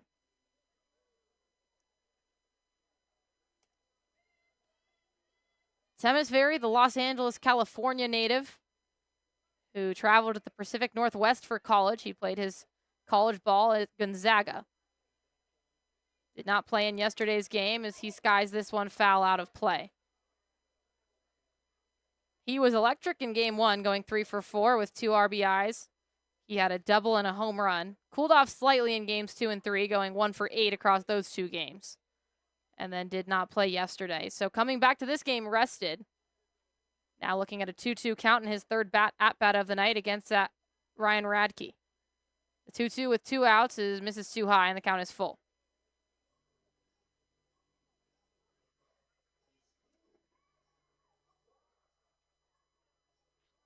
Radke toes the rubber with his right foot on the third base side. Hank Dodson sets up right about over home plate on the 3-2 pitch. It's hit hard into center field. Going over on it is Colson Lawrence. It bounces off the deep right center field wall. And coming around to score will be Zach Blazik from second base.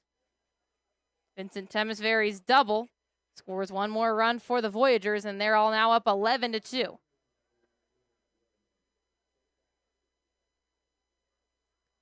Getting in that 3-2 position, Ryan Radke kind of had to throw something over the plate, but that one just caught a little bit too much plate, and Vincent Temesvary did what he wanted with it.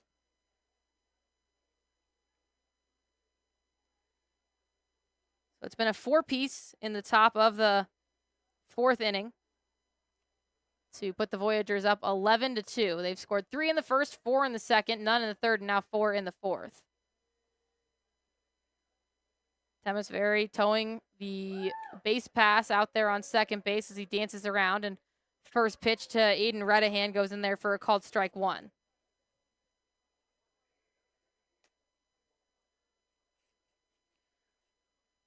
Redahan 1 for 2 on the night. He singled, stole a base, then scored in the second. Grounded out to second in the third. The 0-1 pitch is grounded right into the glove of Tyler Gannis, a hot shot that he handles easily and will take it himself unassisted for the third out of the inning. The Voyagers have 4 more runs to their total, 11-2. They lead it. We'll enter into the bottom of the 4th inning after this break on the Ogden Raptors Broadcast Network.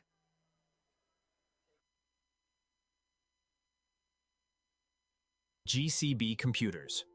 Refurbished, reliable, and ready to go. The computer you need at the price you can afford.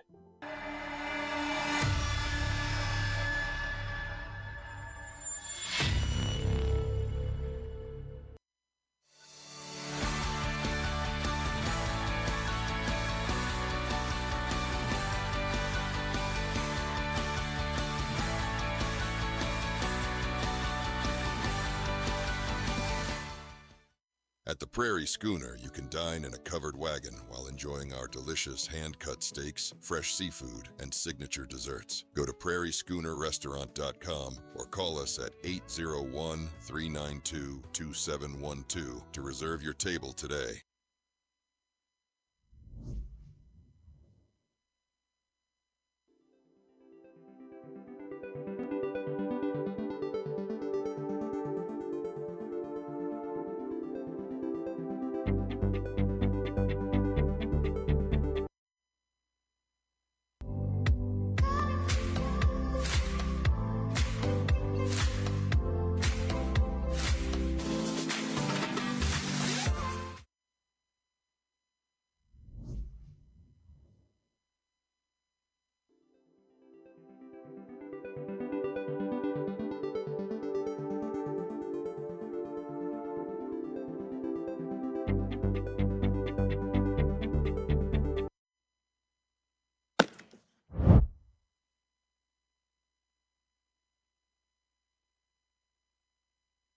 Welcome into the Ogden Raptors Broadcast Network, Art and Locke, and we are joined, as we have been for the last 5 nights, by manager Rapay with the Great Falls Voyagers. Can you hear us?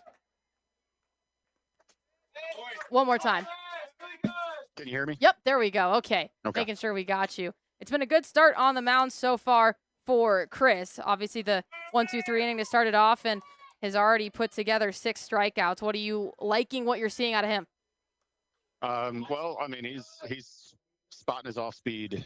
You know, he's throwing it where he needs to. He's not leaving it over the heart of the plate. And, you know, I know the shadows aren't, easy to see either right now. So, you know, for him to play off his breaking balls and mix in some fastballs here and there, no, he's been good. Man, he's young, he's fresh out of college, and you know, he's learning along the way. And you know, each start we feel like he's gotten better. Another strikeout right there to start off the 4th inning.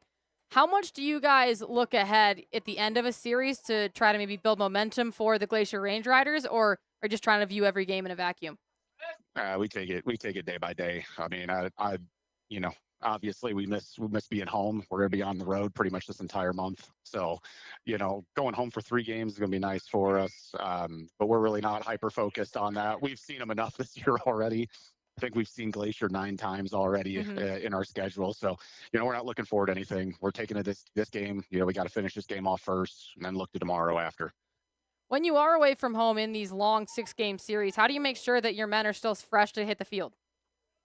I mean, at the end of the day, I think just taking care of their bodies, hydrating, you know, communication's key too. You know, we're trying our best to rotate guys in and out and get some guys off their feet, or if it's mixing in a DH here and there, you know, just trying to keep guys healthy early on. So that largely has been the influence on the slight adjustments to your batting order, is really just keeping men fresh. Yeah. I think at the end of the day, we have some pretty good depth on our team, and I think that all of our hitters, it doesn't matter, guys on the bench, we got guys that can hit, you know, guys on the field that can hit, and we just don't view it as much of a loss if we have to take somebody, you know, out of the lineup that day. It's not we're losing somebody. I feel like all of our guys are capable, no matter who's in there 1 through 9. Well, 2 quick outs here in the 4th. We really appreciate your time, Skip. All right, thank you so much. Tyler Gannis strikes out swinging, and Garrett Bivacqua grounds out 4-3. And Colson Lawrence now with 2 outs and an 0-1 count. The Raptors have gone 3 up, 3 down once so far in this game. It was the 1st inning. And that's strikeout number 7 on the night earlier against Tyler Gannis. Colson Lawrence now looks at an 0-2 count. He's already struck out once so far tonight. Skipper Rapay talked about it. The shadows, and Raptor owner Dave Baggett has also talked about it. The shadows are hard at this time of day. As the 0-2 misses inside, we'll get a challenge from Antonio Barranca. Red Pocket Mobile challenge. And the verdict of the challenge is confirmed as a ball. So the Voyagers now have 1 challenge left. And it's a 1-2 count to Colson Lawrence. The Shadows are about halfway to the plate and then aren't there when they go onto the mound. And a swing on a miss from Colson Lawrence is strikeout number 8 on the night for Chris Peguero. He continues to deal, and his Voyagers lead 11-2 as we enter into the top of the 5th inning after this break on the Ogden Raptors Broadcast Network.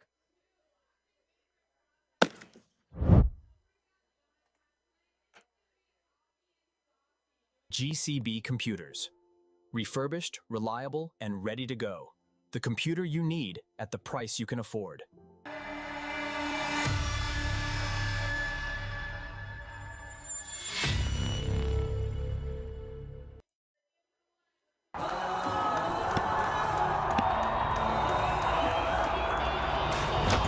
Whatever you do, don't drop the ball at the Raptors Stadium. And we don't want to let you drop the ball for your insurance. We want to make sure that you have the proper coverage and the best price. Here at the Insurance Center, we're going to take care of you. We've had a great relationship with the Raptors, and we want to have a great relationship with you. Your auto, your home, your life, your health, your business. We have experts that are there to take care of you. We've been doing this for a long time. We are your trusted choice insurance agency here locally. We are the only best practice insurance agency north of Salt Lake. Realize that we're going to take the best care of you.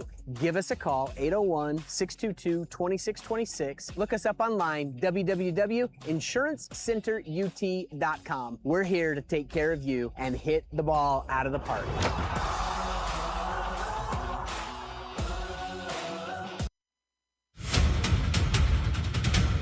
This broadcast is the exclusive property of the Ogden Raptors Professional Baseball Club.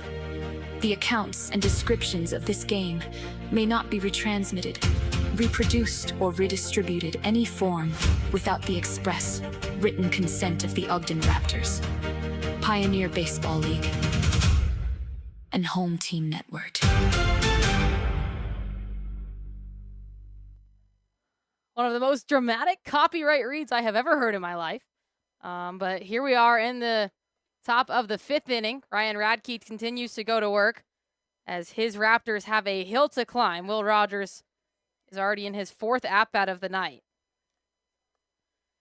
The Utah Frysaws have not yet completed going through their batting order twice, where on the other end, the Great Falls Voyagers are now having their 4th at-bats of the game. The next pitch to Will Rogers is in there for a called strike, and this one is lined past a leaping Chase Valentine that goes down into a base hit into left field. And a leadoff base runner is on. There has been all but one inning the leadoff man has gotten on for the Voyagers, and that was when Zach Blazik flew out in the 2nd inning. Besides that, every time they have had a leadoff man on, Will Rogers hits this one hard into left field and continues that trend.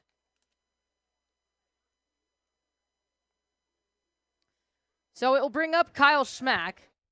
That's 319 coming into this game. And he hits this one hard, but it's going to go foul. That ball came off the bat at 108 miles an hour. That was a no-brainer out of the park had it stayed fair. I mean, that type of hit has to get in your head as well if you're a pitcher because you're just aware of how hard he just hit it. 109-mile-per-hour exit speed off the bat.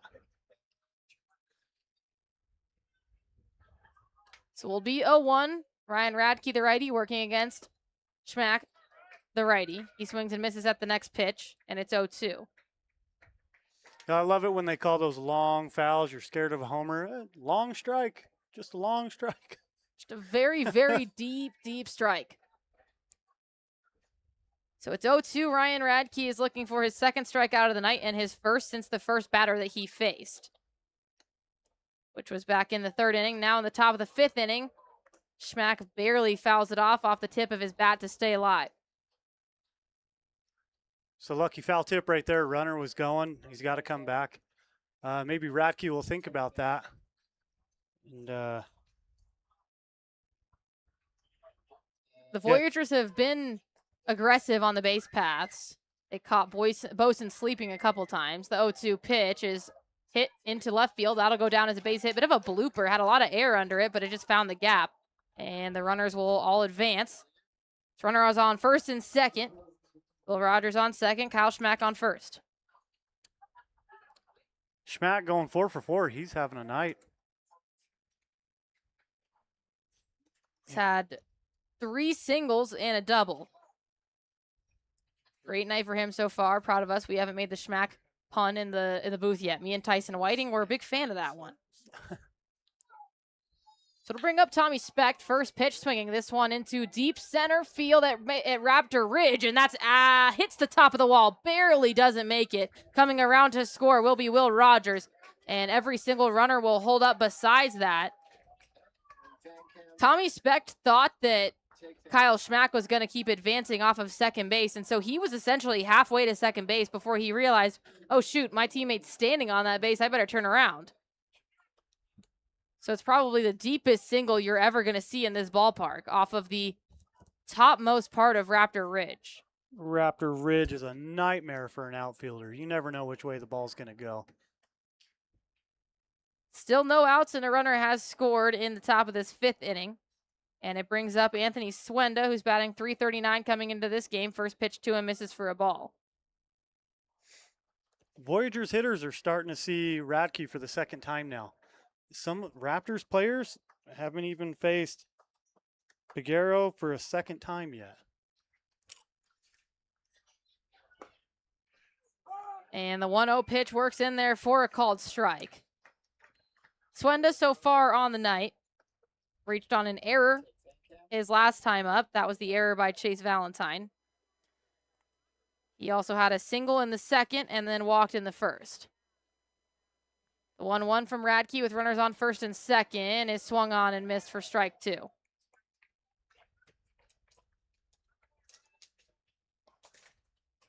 On the year, Swenda has put together 17 RBIs.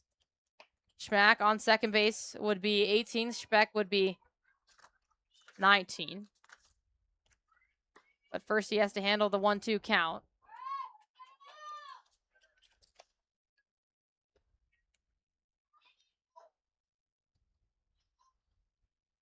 The 1-2 count, swung on and missed for a strikeout. That is Radke's first strikeout since the first batter he faced back in the third inning.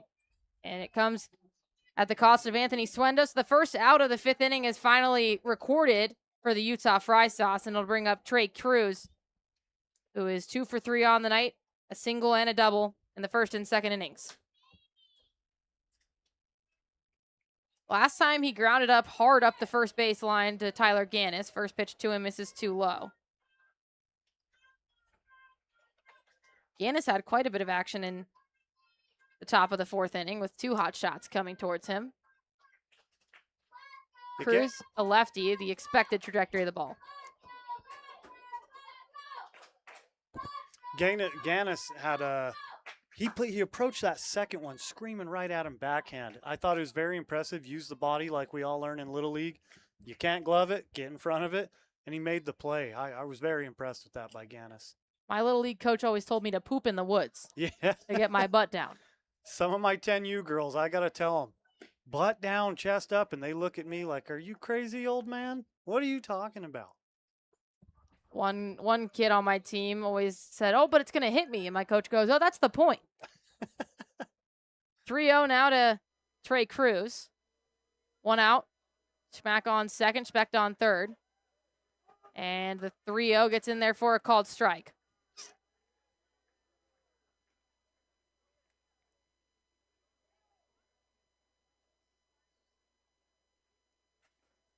So Radke now comes into the kick for the 3-1 count, and that one is low and in the dirt for ball 4. The base is now loaded with just 1 out. That's Radke's first walk of his outing thus far. He's mostly just been striking out Sue, inducing a couple fly outs, a couple ground outs, and then quite a few singles.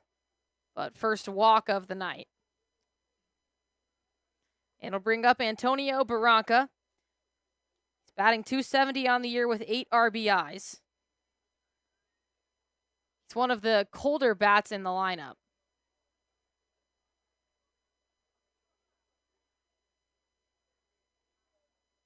A quick mound meeting between all of the Raptors, as with bases loaded and just 1 out, they would likely hope to turn 2.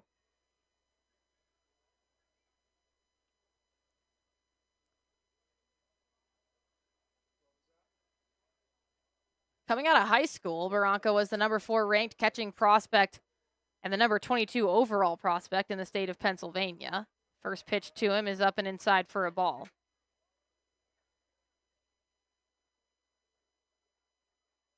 And he has been struggling recently. As I mentioned, he's got the .270 batting average, and he's 5 for his last 27, which is a .185 batting average over his last 7 games. A big swing and a miss on the 1-0 makes it 1-1.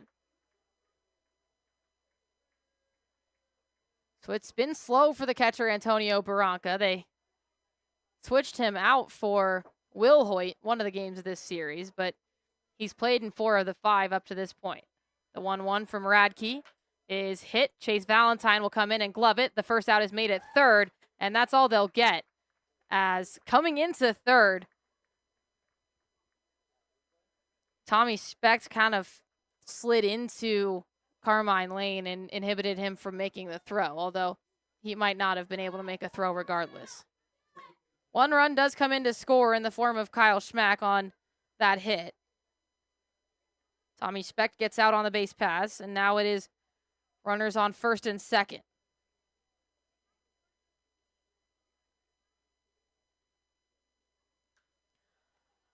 First pitch is swung on and hit foul by Zach Blazik.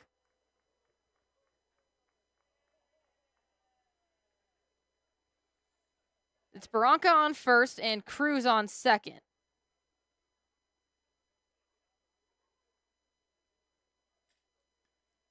Blazek so far this year batting .313 entering into this game. He doubled his last time up to score a couple of runners. Next pitch to him. Misses too low as a ball. Zach Blazek, familiar with the Utah area. He is from Park City, Utah. Just about an hour, 10 minutes away from here. The 1-1 swung on and missed for strike 2.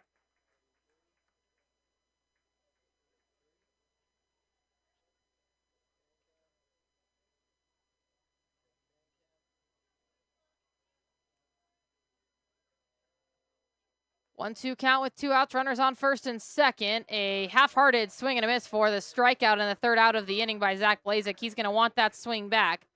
The Voyagers tag 2 more onto their total, and it's a 13-2 Voyager lead as we head into the bottom of the 5th inning on the Ogden Raptors Broadcast Network.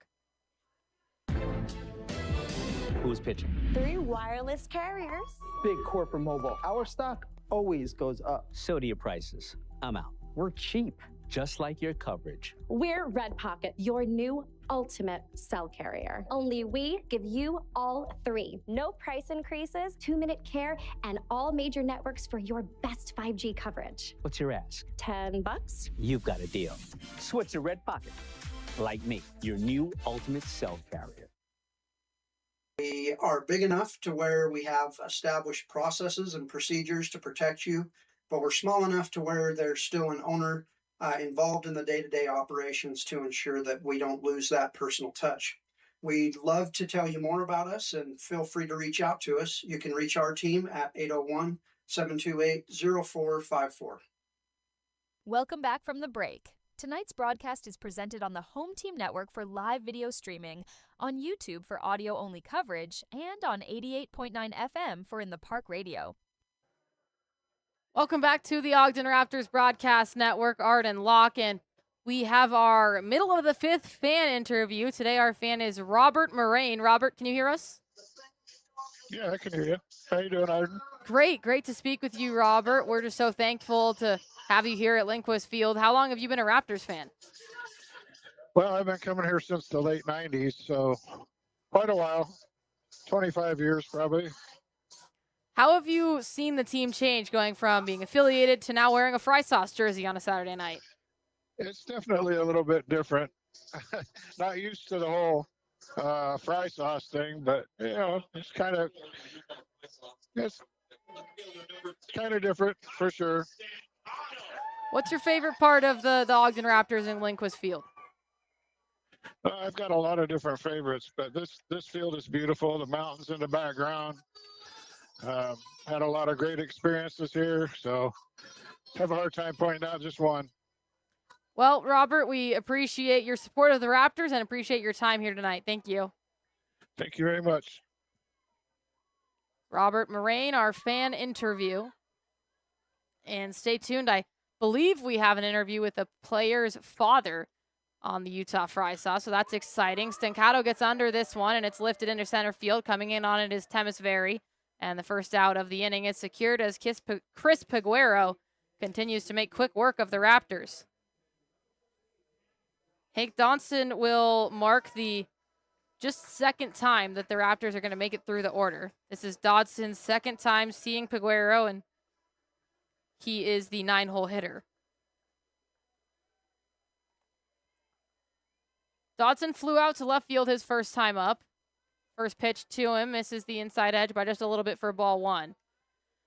The Raptors have been held scoreless in 3 of the 4 innings they've played in thus far. They just scored 2 in the bottom of the 2nd, and they look at a 13-2 deficit right now in the bottom of the 5th. Dodson pulls this one up the left field line. That'll be fair. It's bouncing around near the foul pole in the Lucky Slice advertisement. He comes around to second base, and he'll stand up with a 2-out double. So 1-out double for Hank Dodson.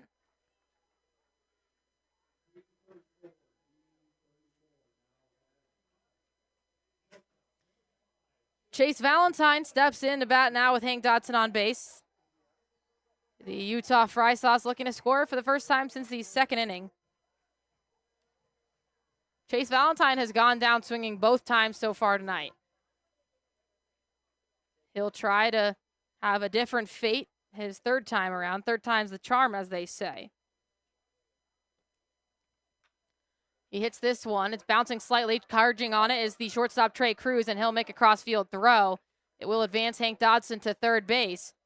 Credit where credit is due, though. It was not a hard hit ball off the bat. Trey Cruz had to charge it and then made a throw off of just his right leg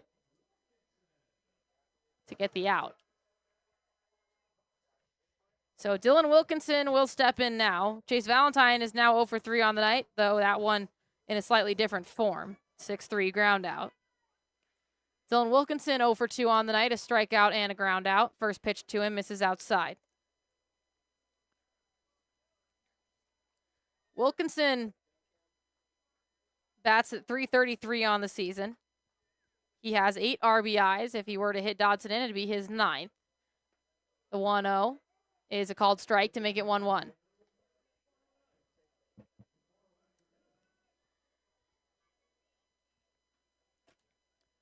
Wilkinson in the pink socks that match the fry sauce hue of the accents of the jersey, the 0-1 to him. He gets under this. It's lifted into deep right field over the head of the right fielder, Tommy Speck, and that'll go down as a minimum tuck double.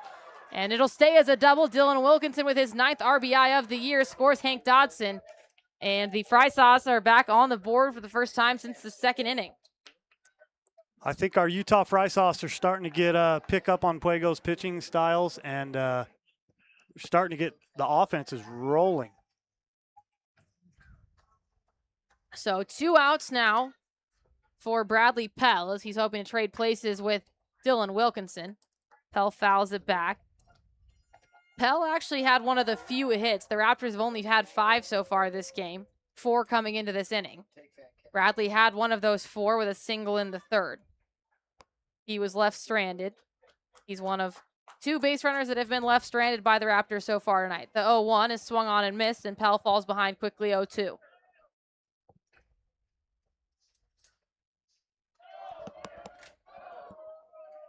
Cheers of go Fry Sauce, go echo throughout Lindquist Field.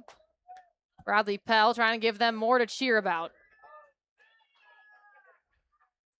The lefty with his shin guard on his right leg. The 0-2 is swung on and missed, and Peguero is fired up with his 8th strikeout of the night.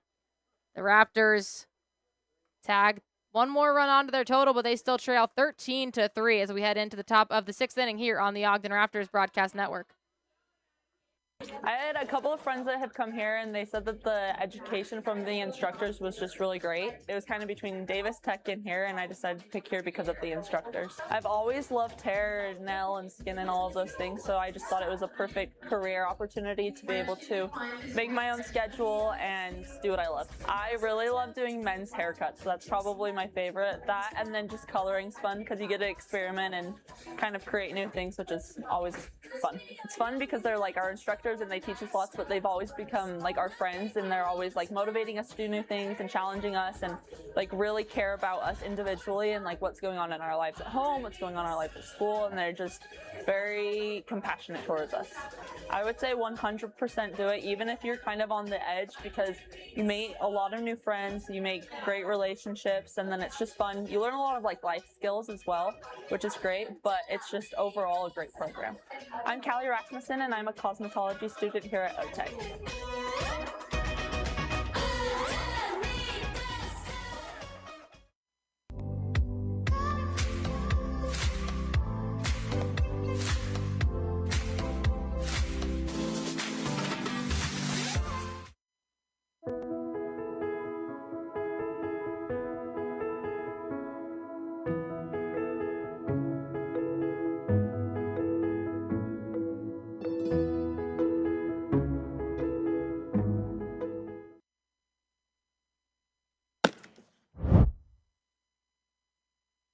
Welcome back from the break. Tonight's broadcast is presented on the Home Team Network for live video streaming, on YouTube for audio-only coverage, and on 88.9 FM for In the Park Radio.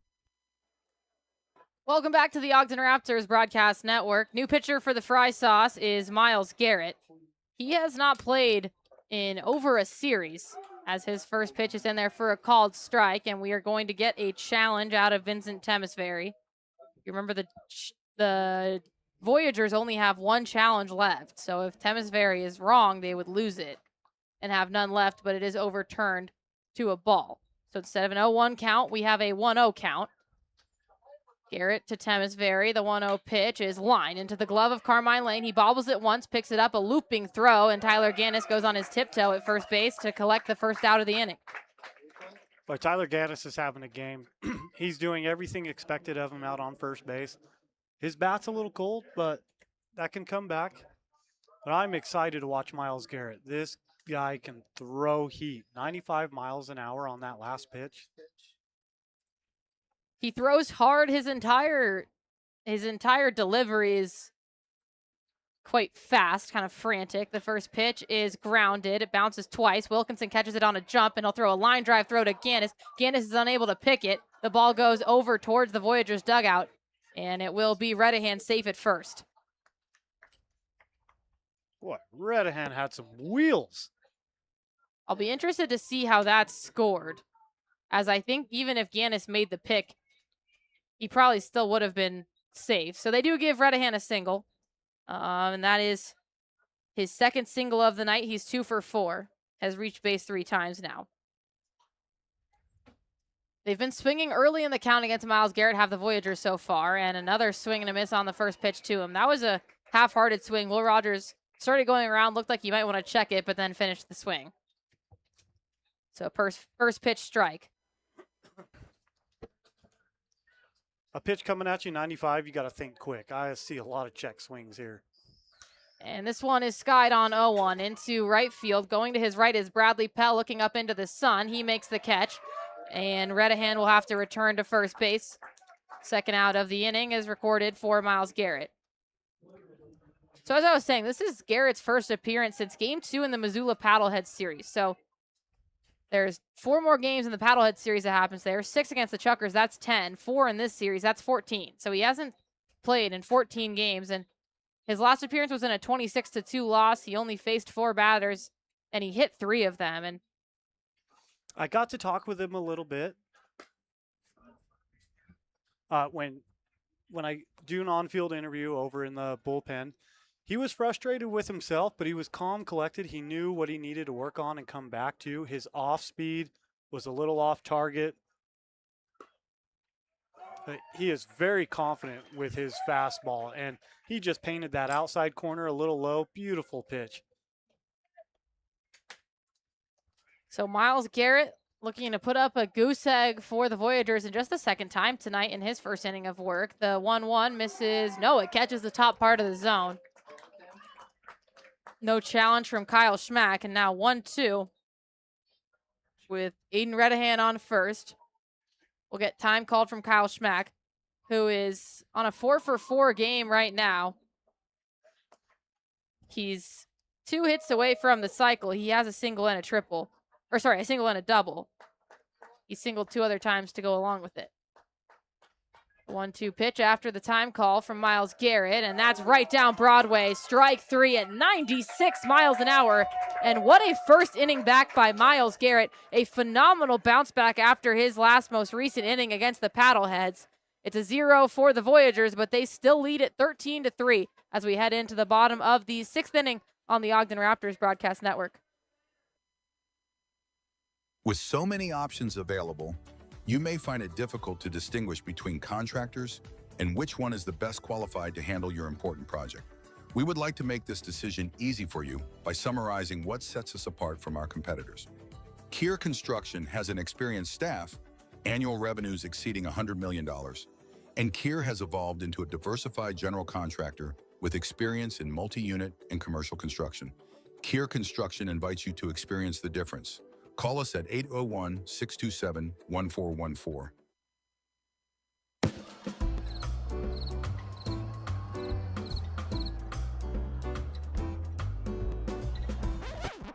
Don't be a bench warmer. Call the insurance center so that you can get on the field and have a good time and get your insurance done properly. Go Raptors!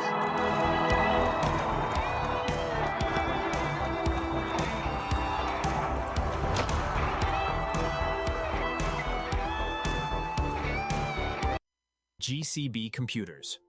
Refurbished, reliable, and ready to go.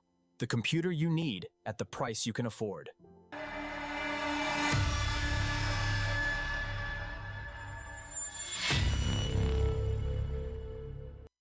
Hey, gang, you're watching Ogden Raptors professional baseball right here on the Raptors Baseball Network. Ciao, baby.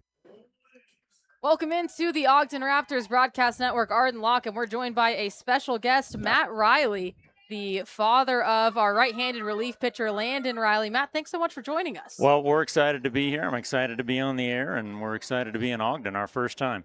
What do you think of it? First time from Ogden, coming over from Bakersfield, California. What's the impression? Oh, it's great. So we got to see 3 games in Boise on the opening week, and then my wife and I flew in Thursday night. The ballpark's awesome. So today we were at the brewery behind right field, Yeah. and that is sick. So we got to see the guys warming up on the field, and just the ballpark itself special. Yeah, I think that they definitely have the best one here in the Pioneer League. If you got to look at Boise, I was there as well. Yeah, okay. It's a nice Yep. ballpark, Yeah. but I think the Linquist Field might have a slight edge on it. So last night we sat down in the beach club. Oh, yeah. Tonight we're kind of up here with the host parents, and we still need to get out around the left field. But in the history here with all the major league players that have come through here, and I mean Dave Baggett, he's a legend in himself. And, Absolutely. Just ask him and he'll tell you. Yes, the affiliation with the Dodgers leads to quite a few cool connections in the big leagues. But as parents, for you and the rest of your family, what has it been like to see Landon play in professional level? It's super exciting, and it's what he's worked so super hard for. Like all these guys, right? I mean, they've put so much time and effort into it. And I do want to say one of the things here that's been so welcoming is the host families. So he's staying with Mark and Kenna Brown, and they're just great people. We've got a chance to get to know him, and just everyone's been so welcoming to the players, to us, to everything. Great hit by Carmine Lane. That'll go down as a base hit into center field. So the Raptors trying to mount a little bit of a comeback here. Oh, the host families are great. We were talking to Chase Chapman earlier, and he said when they're not playing, they know they're not starting, they'll come up and listen to the national anthem with their host families, which is pretty great. It was super cool. We were sitting in the stands, and 3 or 4 of the players came up and sat by us, and so I got to meet a couple more, Landon's buddies, and he really enjoys the coaches. He loves Evan and the coaching staff. He loves his teammates, so it's a cool situation. I've gotten to speak with Landon a little bit. I talked to him during BP today, and I asked him, I said, I'm interviewing your dad today. What should I ask him? And he asked just to say, why are you being interviewed? So that wasn't super helpful. But watching Landon grow up, at what point did you know, this baseball thing could actually really go somewhere? Everyone can play at the junior level, but going to college and beyond. Yeah, I mean, he played all the sports as a youngster, and then he kind of focused on baseball and hockey. I worked in minor league baseball for a while and then ran a minor league hockey team in Bakersfield.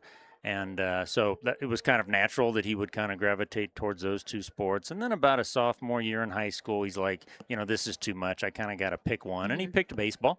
And, I think he thought he could probably go a little bit further in that.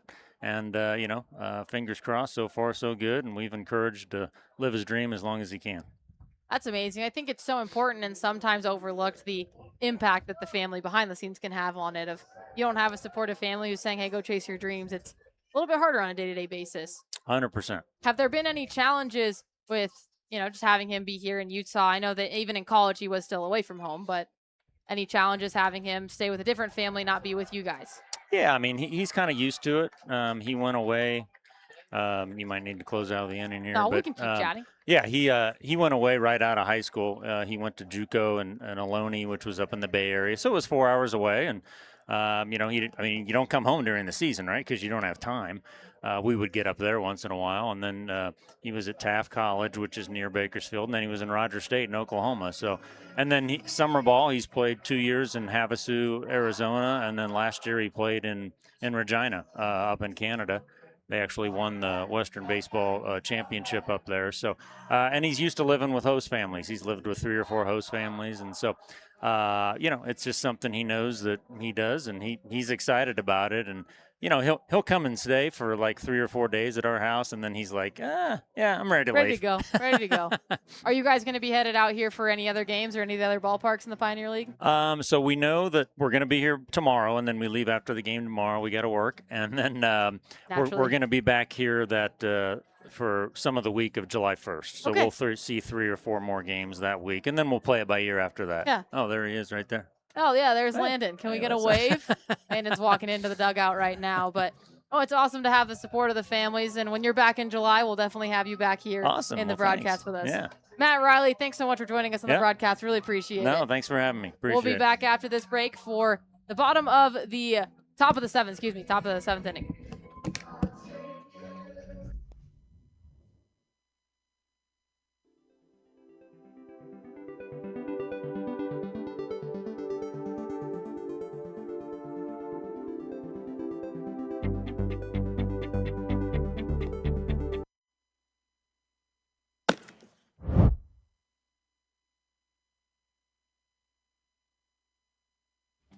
Do you thrive on a challenge? Does crafting complex parts ignite your passion?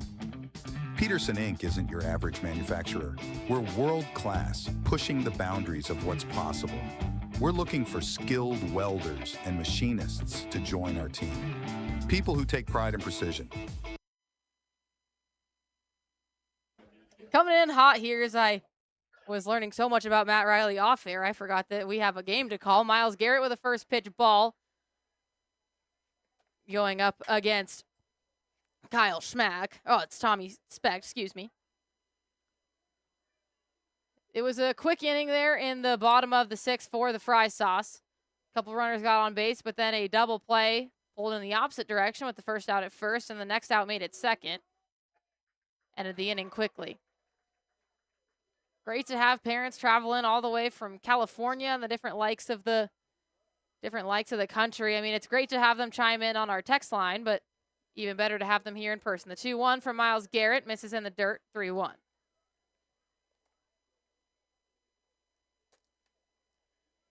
Tommy Speck on the day so far has gone 3 for 4, all 3 singles.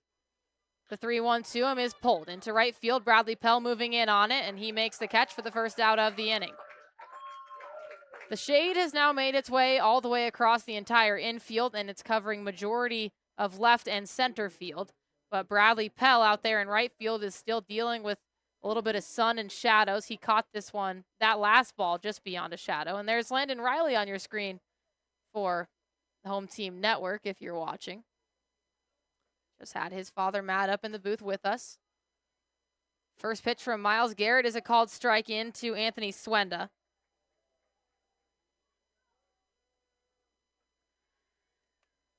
Swenda reached on an error in the 4th inning, struck out in the 5th inning, so those have been his last 2 at-bats. But he started the game pretty well, reaching base with a walk and a single. The 0-1 to him is lined up the middle. Diving towards it is Dylan Wilkinson at second base, but he won't be able to catch it, and that'll go into right field for a single. And this has been the brand of baseball that we expected from the Voyagers. The hard hit balls where they're not long, they're not going out of the ballpark, but they are enough to just continue to move people around the diamond. So with 1 out, it brings up Trey Cruz. 2 for 3 on his night, singled and doubled his first 2 times up, and then has grounded out and walked his last 2 times. First pitch to him misses for a ball. Cruz is playing shortstop today. He had been the DH for a few times this game. The 1-0 pitch misses as well, and it's 2-0. Can't deny that Garrett has speed. That one in there at 94 miles an hour. One of the harder throwers on the whole team. I know he took a lot of time to develop in the few games that he didn't pitch. The 2-0 misses, and it is 3-0 now. When you have a skipper like Evan Parker, you have great guidance around you. 3-0 with Swenda leading off of first is in there for a called strike 1.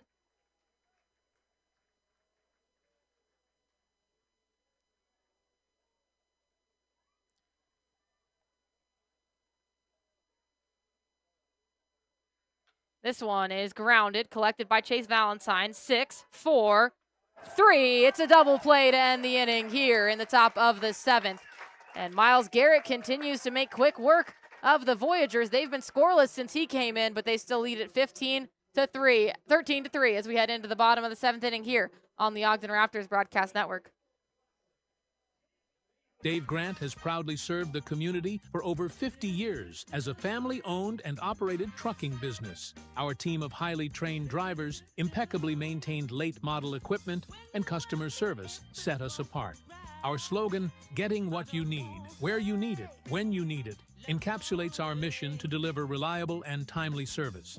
Contact us at 801-394-1621 or at www.granttrucking.com.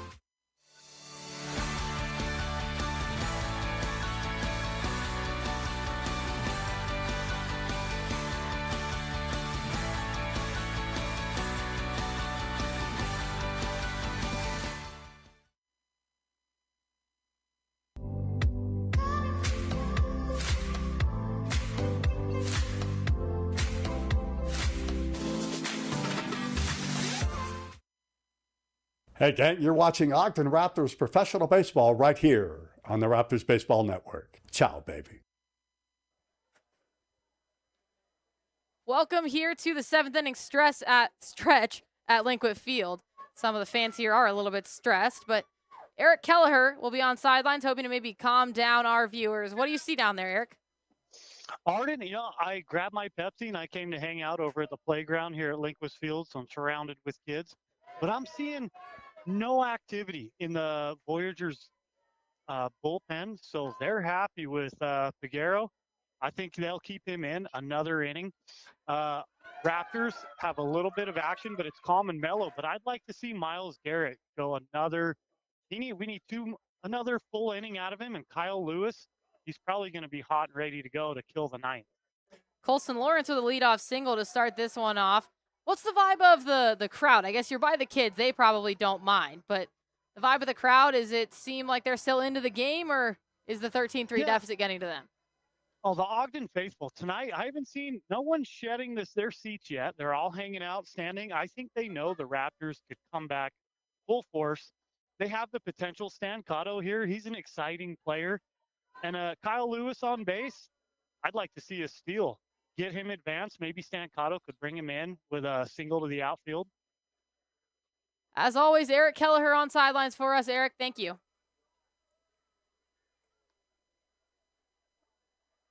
No bye from Eric, but I can say it. I can feel it in my heart. First 2 pitches to Kyler Stancato, missed for both balls. Colson Lawrence reached base on a hard hit ball to opposite field, left field. On the 1-1 count, the 2-0 to Kyler Stancato catches the lower part of the strike zone for a strike. The fans don't like it. According to our track man, a millimeter of the ball did catch the strike zone. And I'm not exaggerating when I say a millimeter. Stancato stands at the ready for the 2-1. That one misses too high. Stancato for the day is 1 for 2. He tripled and then flew out to center field. Now looks at a 3-1 count with Colson Lawrence on first. His team trailing by 10, 13-3. The pitch is pulled, and that'll go down as a base hit as it sails into right field. Every runner makes it to their base, and Colson Lawrence stands on second, Stancato on first. Good piece of 3-1 hitting by Kyler Stancato. Got one interesting on the outside part of the plate for him, but he still took it opposite field. That's often a pitch that the players might go, or excuse me, he pulled it into right field for a lefty. That's often a pitch that players will go opposite field with. So Hank Dodson will step in now 1 for 2 with a double. He went on to score after that double. He hits this one hard up the left field line. That had heat on it, 101 off the bat, but he was way ahead of the 82-mile-an-hour off speed from Peguero.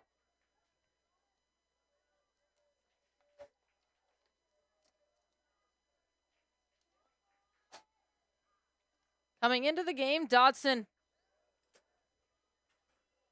This one, he checks his swing, and it goes down for a strike. Dodson was batting .266 coming into the game.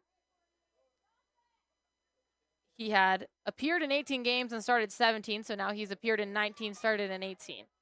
He's got a 0-2 count on him now, though. Peguero. Glove at his chin. He checks on Colson Lawrence at second, kicks and deals.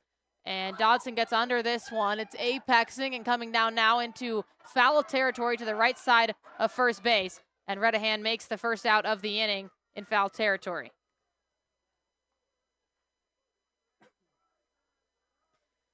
Tough for those pop outs, but if you're Hank Dodson and you're 0-2, you're kind of just protecting on that last swing.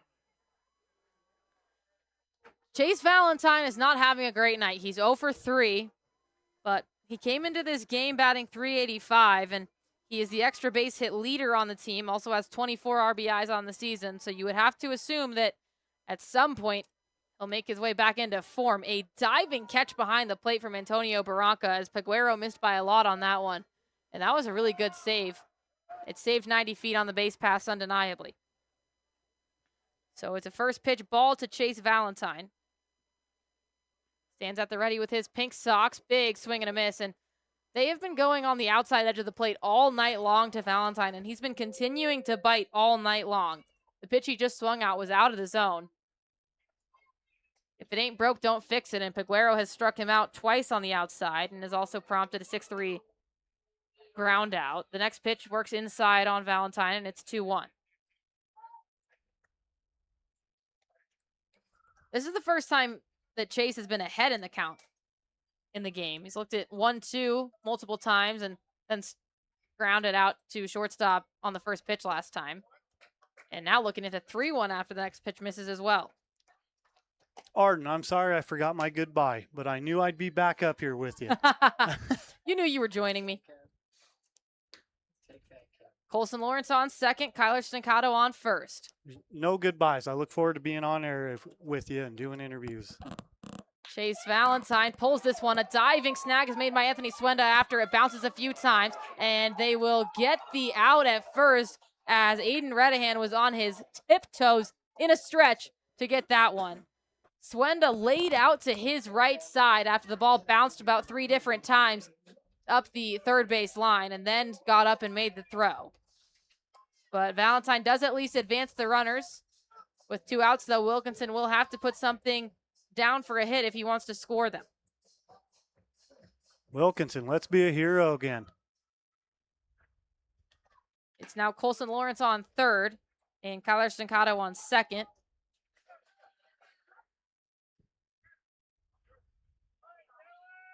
I want to see a pattern, Arden. Wilkinson grounded out twice, had a double. I want to see another double. Second pitch to him, gets in there for a called strike to make it 1-1. I think a lot of the Utah Fry Sauce fans in attendance would agree with you on that one. Wilkinson has 8 RBIs on the year. Trying to add just a couple more on as Peguero's next pitch misses outside to make it 2-1. Hey, sometimes we talk reality ahead of time. Don't be surprised. Here it comes.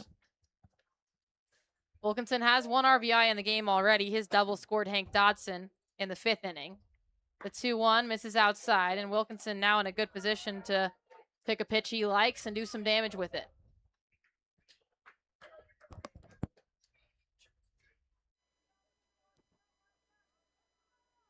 Wilkinson stands at the ready. The lefty going against the righty Peguero.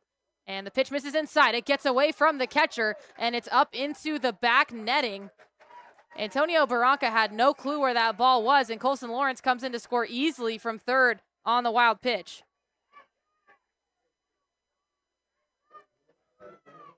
So the Raptors have just continued to chip away at their deficit. Now 13-4, a 9-run deficit, but they obviously are going to need a little bit more. Kyler Sincato was able to advance to third on that wild pitch, and it is Dylan Wilkinson after the walk on first base. So runners on the corners with 2 outs, and as Tyson Whiting and I were referring to him, we have our favorite Montana mountain man coming out, the pitching coach, Chuck Shirley. I think we need a walkout song for Chuck Shirley. I'm a big fan of this guy. Dun, dun, dun, dun. that was the wedding march.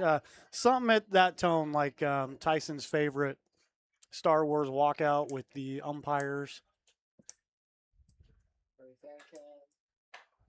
It'll be Bradley Pell stepping into bat now. Pell played hero once so far in this series.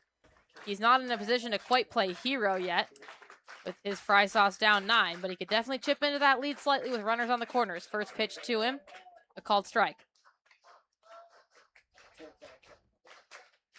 Pell came in today batting .359. He had started in all but 3 games this season. Next pitch to him misses outside.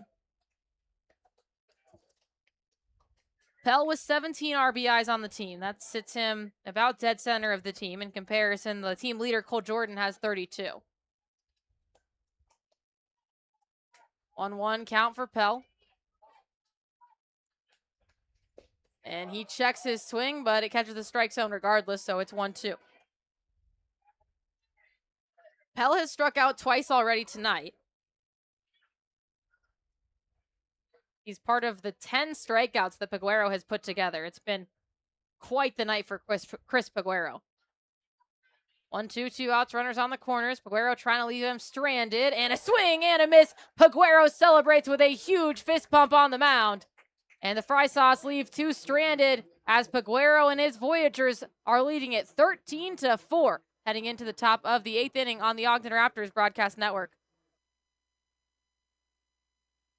I had a couple of friends that have come here and they said that the education from the instructors was just really great. It was kind of between Davis Tech and here, and I decided to pick here because of the instructors. I've always loved hair, nail, and skin and all of those things, so I just thought it was a perfect career opportunity to be able to make my own schedule and do what I love. I really love doing men's haircuts, so that's probably my favorite. That and then just coloring's fun because you get to experiment and kind of create new things, which is always fun. It's fun because they're like our instructors and they teach us lots, but they've always become like our friends, and they're always like motivating us to do new things and challenging us and like really care about us individually and like what's going on in our lives at home, what's going on in our life at school, and they're just very compassionate towards us.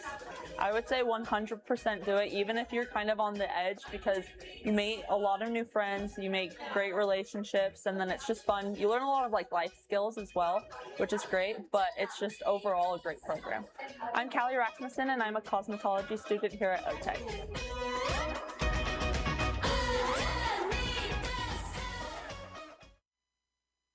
From the humble beginnings of Lael Bowman and Mel Kemp, the company has grown into a large steel facility supplying structural steel, reinforcing steel, and basement window systems.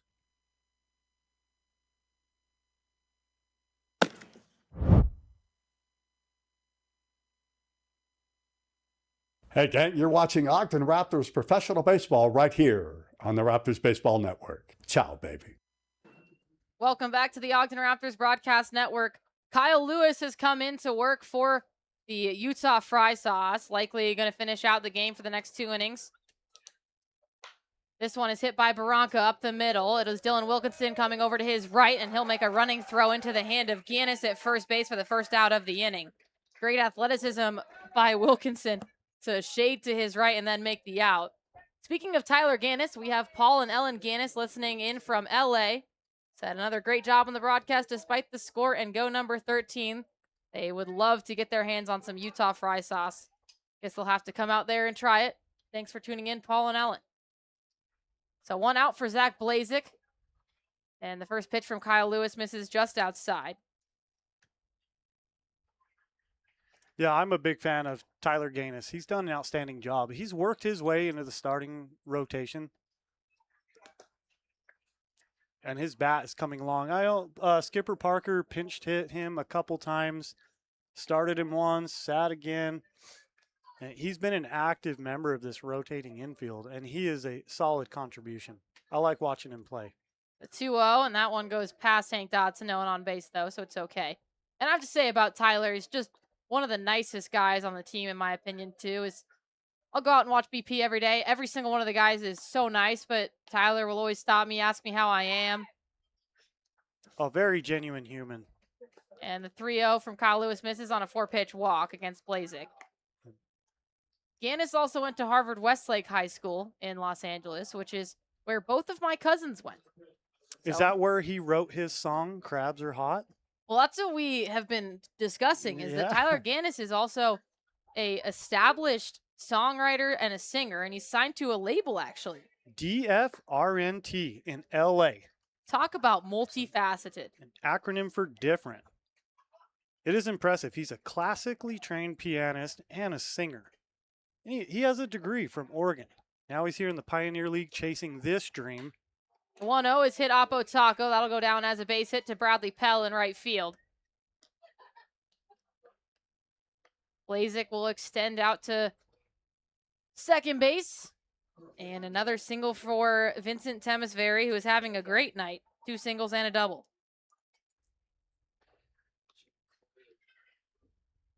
Not the greatest start for Kyle Lewis in his outing. This seems to be his trend. He comes in, he might walk one, might get a base hit, but then he gets in the zone and he starts knocking guys down. I would like to see this trend continue. First pitch misses for a ball to Aiden Redahan. Redahan is now in his 6th at-bat of the night. Or 6th plate appearance, I should say. Lewis kicks and deals on the 1-0, and that one does catch the strike zone for strike one. Redahan is the team's best hitter with a .411 batting average coming into this game. Also leads the team in hits and doubles. He's very consistent in getting on base. His on-base percentage at .600 also leads the team, which is exactly what you want in your leadoff man. He gets under this one into left field. Coming under it is Kyler Stincato, and he'll get the second out of the inning, and the runners will stay where they are.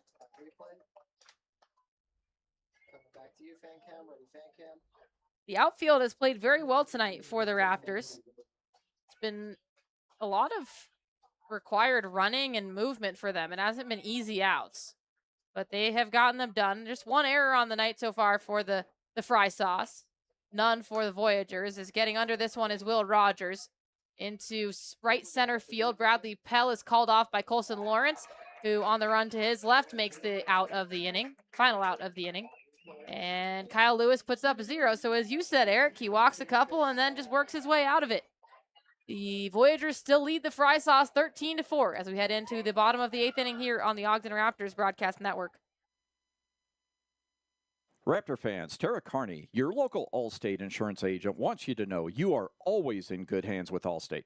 They can help with all your insurance needs, from protecting your auto and property to your family's future with life and financial services and everything in between. Give Tara a call at 801-606-4547 or email her at tara@allstate.com for a free quote. You can even stop by her office on the corner of 20th and Washington. And remember, you're always in good hands with Allstate.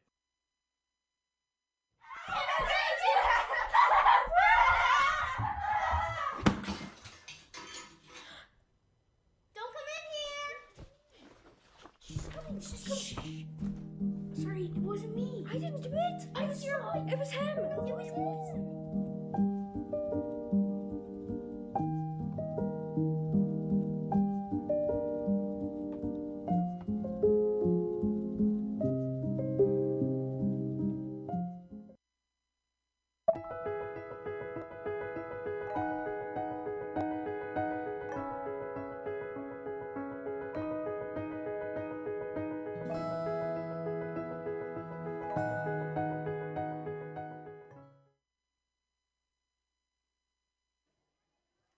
welcome into the Ogden Raptors Broadcast Network. Tickets are on sale now by calling 801-393-2450 or at ogden/raptors.com or simply by stopping by the Lindquist Field box office in person at 23rd and Lincoln.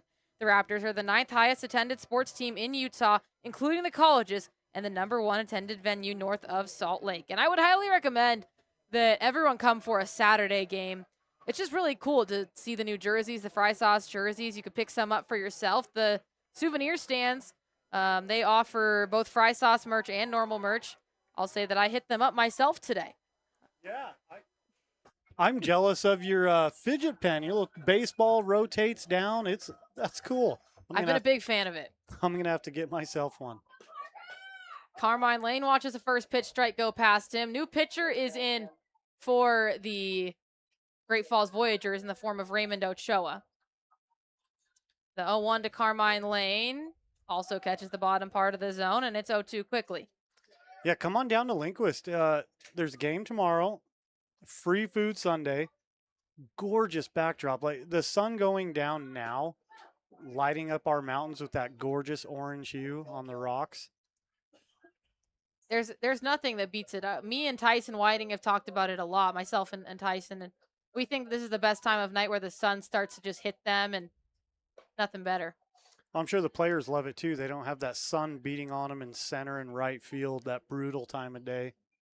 2-2 now to Carmine Lane as he's worked his way back in this at-bat. The entire field in shade now. And the 2-2 misses outside, and it's full count now. Yeah, Specht and Temesbury, they're getting a break, finally. They can see the ball clear if it's in the air. Ray Ochoa is the 23-year-old from Elsinore, Missouri. He kicks and deals on the full count, and Carmine Lane fouls it opposite field out of play to keep this at-bat going. Ochoa started his college career at Williams Baptist and then transferred over to the Mineral Area College in 2023. He led that league with a 1.93 ERA and then spent 2024 with Central Methodist. The 3-2 misses too low, and Carmine Lane puts together a professional at-bat, falls behind 0-2, and then works his way back to a full count and is now standing on first base after a walk. Yeah.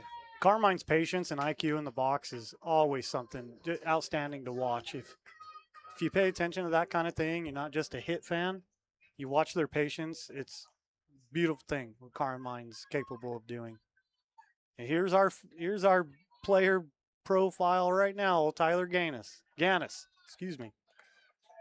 And that was Carmine's 18th walk of the year, which puts him second on the team, just barely behind Bradley Pell. But as you mentioned it, our singer-songwriter, signed by a record label player, Tyler Ganis, fouls one back to make it a 1-1 count. So far tonight, Ganis is 1 for 3. He singled and then has struck out twice. 2 professional contracts for this young man right now. That's an impressive thing. This one is dribbled into the third baseman and given off to first base on a running throw for the first out of the inning, but Carmine Lane isn't able to advance to second. It was chopped lightly into the glove of Anthony Swenda, and there's been some really athletic defensive plays. I know that it's a 13-4 game, and you wouldn't really assume there's been a lot of defense, but I truly can confirm that there's been some high-quality defense, especially by the Voyagers and their infield. First pitch to Garrett Bivacqua misses too low. Wilkinson's last scoop with his Derek Jeter jump and throw, that was outstanding athleticism. And I haven't seen him on second base very often, so that was impressive to see. I mean, Dylan Wilkinson puts the util in utility player. I mean, he has really played everywhere. Catcher, first base, second base. I mean, those are not 3 positions that, especially catcher, that have a lot in common. Absolutely. His first time catching last year at the end of the season, just when Chris Sargent got called up to AA Padres. He filled in for the team, and he's just a team player right there, too. The 2-0 to Garrett Bivacqua finds the outside of the zone for 2-1. Bivacqua today is 0 for 3 He struck out, grounded out, and then grounded into a double play his last time up. The 2-1 is grounded right to the shortstop, Trey Cruz. He grabs it on a pick and gives it off to first base. Redahan for the second out of the inning. Carmine Lane just slowly making his way around the base paths as his teammates keep singling, or keep grounding out, but he's going to need a hit if he's going to make it home from third.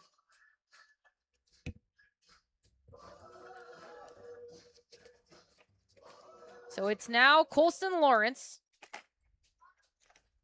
Singled his last time up and then went on to score thanks to Dylan Wilkinson. This one is fouled back. Nolan Ficklin is warming up in the Ogden Raptors dugout, or bullpen, excuse me.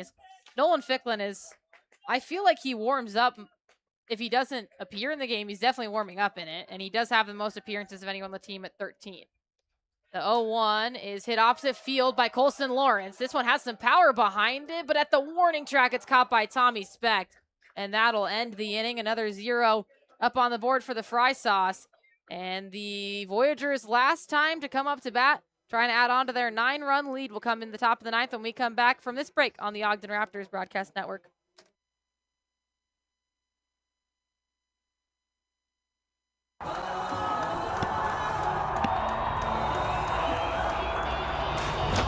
Whatever you do, don't drop the ball at the Raptors Stadium. And we don't want to let you drop the ball for your insurance. We want to make sure that you have the proper coverage and the best price. Here at the Insurance Center, we're going to take care of you. We've had a great relationship with the Raptors, and we want to have a great relationship with you. Your auto, your home, your life, your health, your business. We have experts that are there to take care of you. We've been doing this for a long time. We are your trusted choice insurance agency here locally. We are the only best practice insurance agency north of Salt Lake. Realize that we're going to take the best care of you. Give us a call, 801-622-2626. Look us up online, www.insurancecenterut.com. We're here to take care of you and hit the ball out of the park.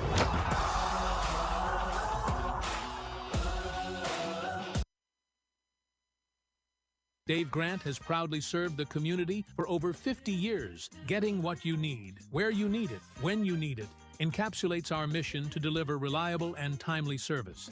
Contact us at 801-394-1621 or at www.granttrucking.com. Windward Electric is the foremost commercial and industrial electrical contractor in the Intermountain West. We value relationships as we strive to provide exceptional experiences for our clients. Call 801-648-7270 for a quote or visit windwardelectric.com today.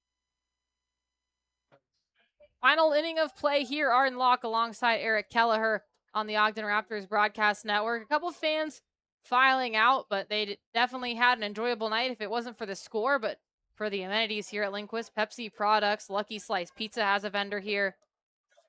Even if the game maybe doesn't go the way you want it, can't complain about all the different options here.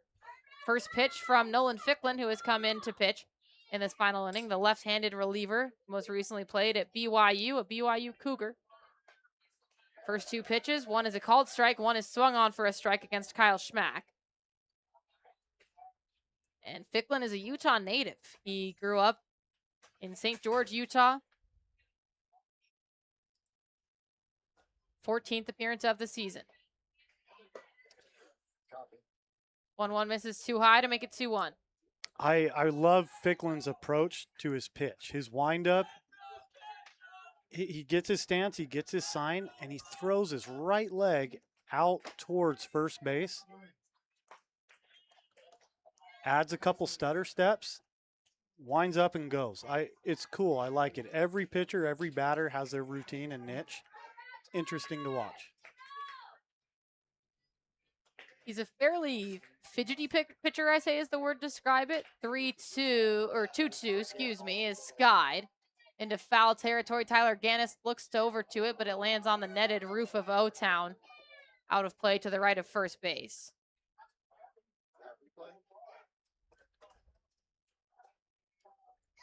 Kyle Schmack ended his 4-for-4 day on a strikeout against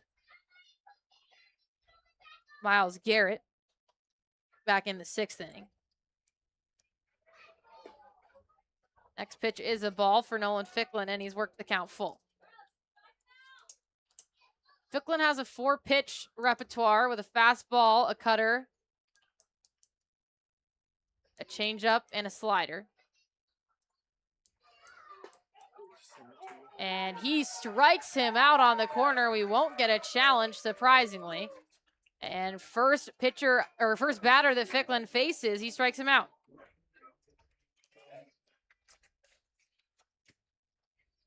For Ficklin, that's his 13th strikeout of the year. Now just 15 behind Nico Saltzformaggio, who leads the team at 28. I don't know if I can say just in front of 15 strikeouts. First pitch to Tommy Speck, misses for a ball. Tommy Speck came into this game batting .329, team leader in triples and in RBIs. 6 triples is actually crazy to me as he gets under this one and lifts it into shallow left field. Carmine Lane from third base will retreat on it and come under it to make the second out of the inning. But yeah, it's just, we've seen a couple triples, and it's not surprising in this ballpark specifically, but the speed that you have to acquire a triple, as well as the good bounces that have to be accompanied with your hit, doing it 6 times in a season is very impressive. Absolutely, Arden. Especially in Lindquist Field, that Raptor Ridge, you never know which way that ball's bouncing. And right field line, first base line out in the corner, like you mentioned earlier, that ball can just roll. Catch in the corner, you're in trouble as a right fielder. First pitch is in there for a called strike against Anthony Swenda.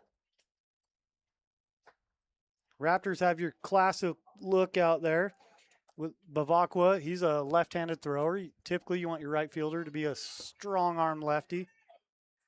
Appeal down to first base says that Tommy Speck did not go around, so it's now 1-1. Oh, Bradley Pell, excuse me. Bavacqua's not. I'm used to seeing him out there. Yeah, Bavacqua was the DH today, actually. And so you have Bradley Pell, Colson Lawrence, and then Kyler Stancato in left field. But Bavacqua's bat has been good enough recently. They wanted to keep him in the lineup, although he was 0 for 4 today.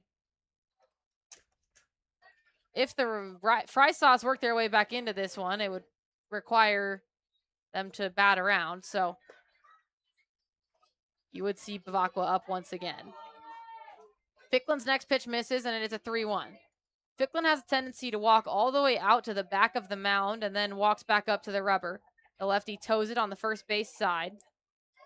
Right foot closed in front of him. He kicks and deals. This one is hit into the opposite field. It's tailing out of play near the play structure where you reported to us from earlier, Eric. Yeah, that could have been my ball. I should have hung out longer. Maybe I had a chance at catching it. I think we can get you a ball. I think we can make that happen. A lot of kids, a lot of people that come to Raptor Stadium, they wind up going home with a ball, whether it's a foul ball, a player being friendly. It's a very cool atmosphere. Bring the family out. Enjoy a game. You might go home with a souvenir. The full count offering is lined on one hop to Dylan Wilkinson, and he'll give it off to Tyler Gannis to retire this side. And that was the last you'll see of the Voyager bats on this Saturday night. But the Utah Fry Sauce are going to need a 9-run rally to come back into this game. We'll see if they can possibly do it when we come back in the bottom of the 9th inning on the Ogden Raptors Broadcast Network. At GCB Computers, we specialize in high-quality, refurbished computers that save you money without sacrificing performance. We believe in use it before you buy it. Come into our showroom, power up your future computer, and test it out yourself so you can buy with confidence. Visit GCB Computers online at www.gcbcomputers.com or call 385-515-1797. That's GCB Computers, the computer you need at a price you can afford. It starts with a vision, a goal that sets the wheels in motion. The path may be rough, but with grit, hard work, and the right support, no race is too tough. No goal beyond reach.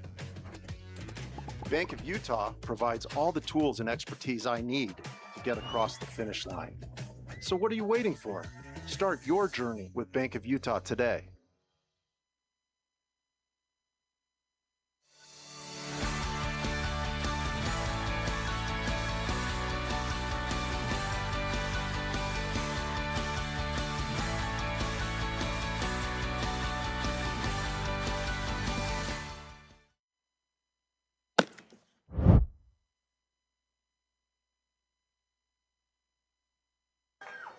Welcome back to the Ogden Raptors Broadcast Network. Arden Locke and Eric Kelleher for the bottom of the 9th inning, and Kyler Stancato will lead off what needs to be a minimum of 9-run inning to force the knockout round.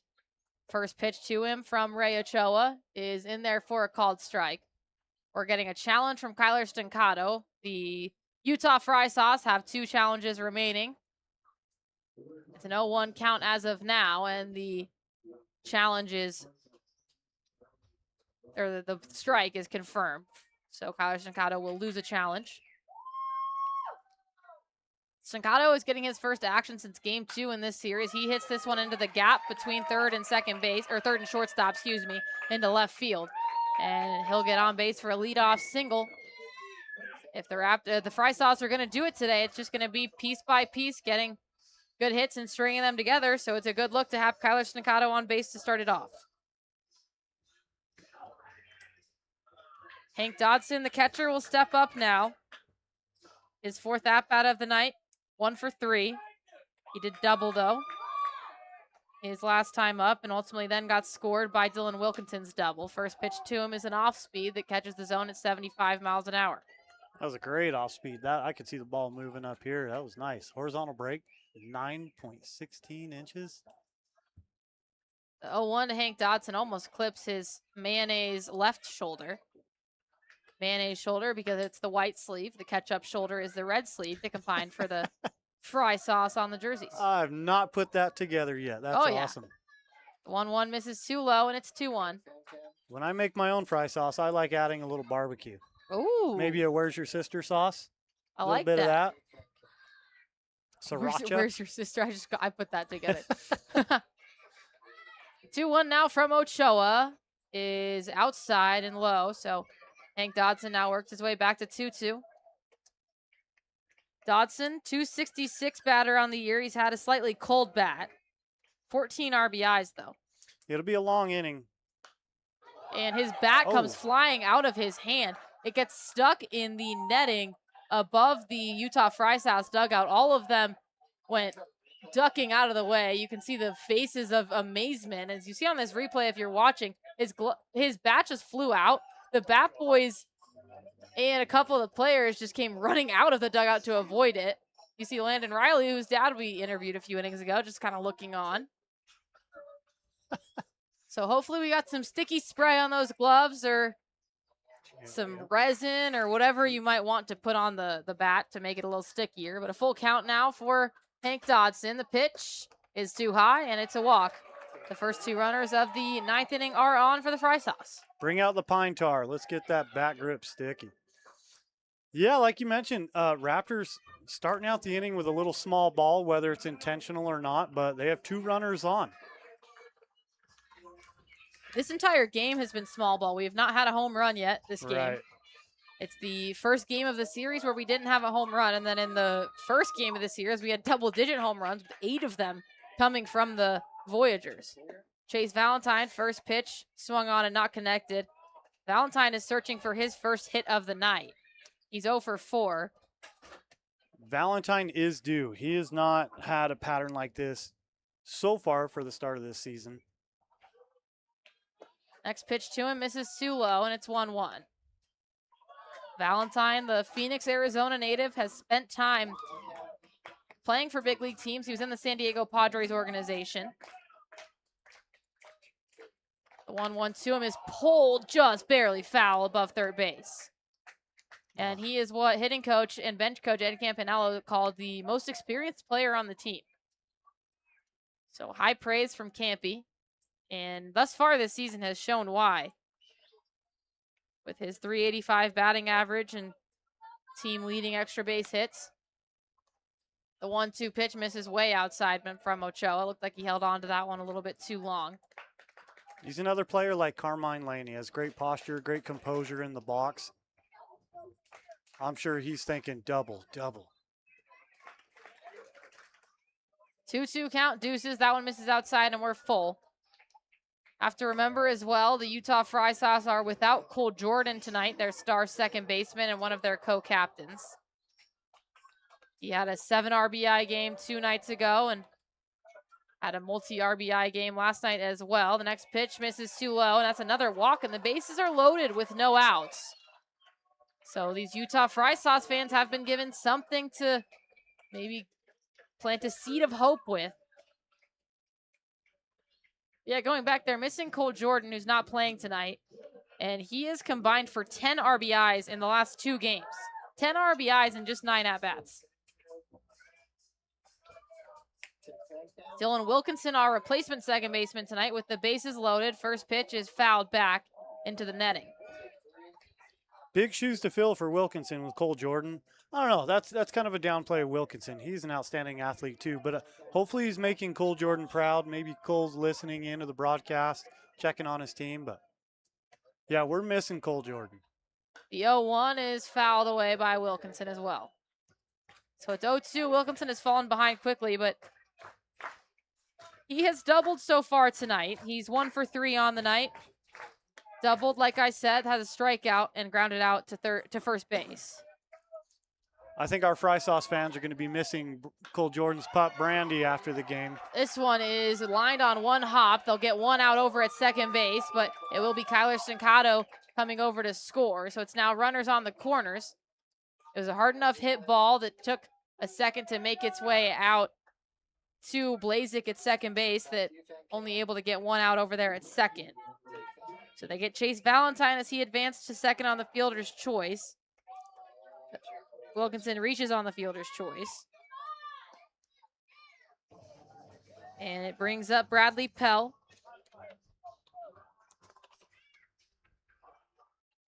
Hank Dodson is now on third. Dylan Wilkinson on first. First pitch to Bradley Pell was a ball. Righty versus lefty matchup. Next one inside for a ball as well. Yeah, Wilkinson has speed, but Blazak had to take a step back. Typically, an infielder will step forward and attack off of a hit, but he had to step back, read the bounce. Gave Wilkinson a little more time to get safe on first. 2-0 to Pell with runners on the corners. And he gets under this one and lifts it into deep left field. Retreating on it is Kyle Schmack at the wall. And he catches it, jumping at the wall. No, he doesn't. It comes out of his glove. It's on the ground. Coming around to score is Hank Dodson. Dylan Wilkinson makes it to third base. And a double by Bradley Pell scores Hank Dodson. Man, Kyle Schmack jumped up into the wall that has white advertisements along it. The ball looked to disappear in his glove for a second.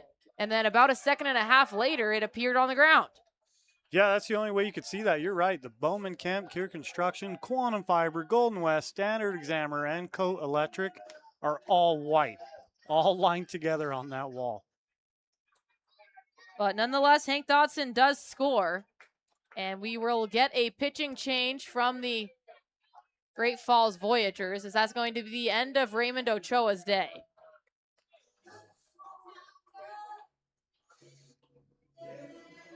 Yeah, Rapé really wants to seal this win right here, give his team a chance to split the series.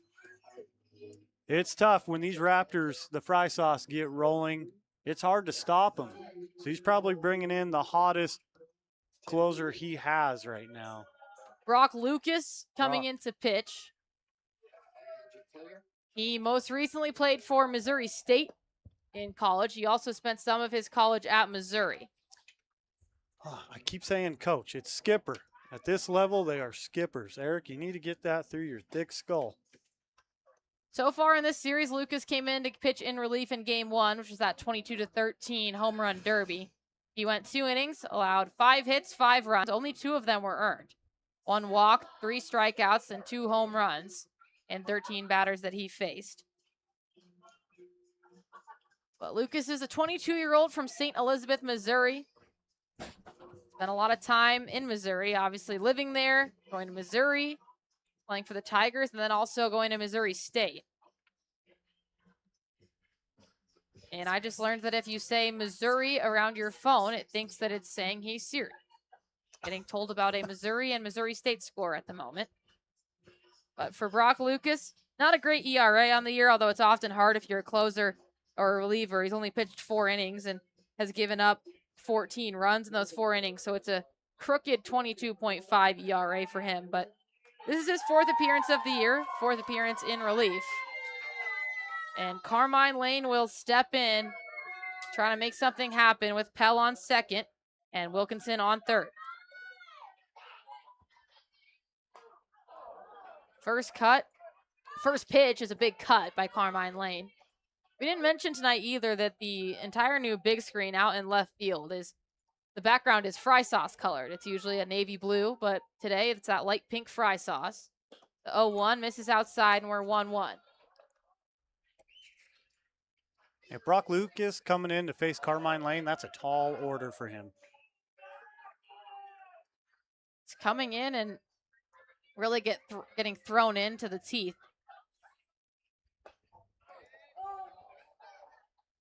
And Carmine Lane will challenge the strike call. If he's wrong, this would be the last challenge of the night for the fry sauce. And it is confirmed to be a strike, so it will be a 1-2 count.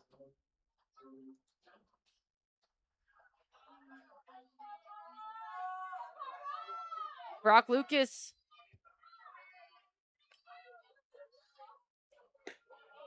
Next pitch misses outside, and we are 2-2.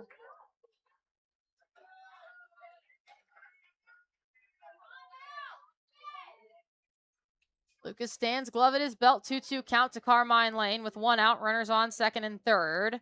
And that one works in on Carmine. We've got a full count. Lane picks up the dirt as he always does, cups it in his right hand, rubs it on his batting gloveless hands, and steps in the box ready to go. The co-captain looking to continue his team's comeback. They've scored 2 in this inning already, and the next pitch works inside on him, and that's a walk to load the bases.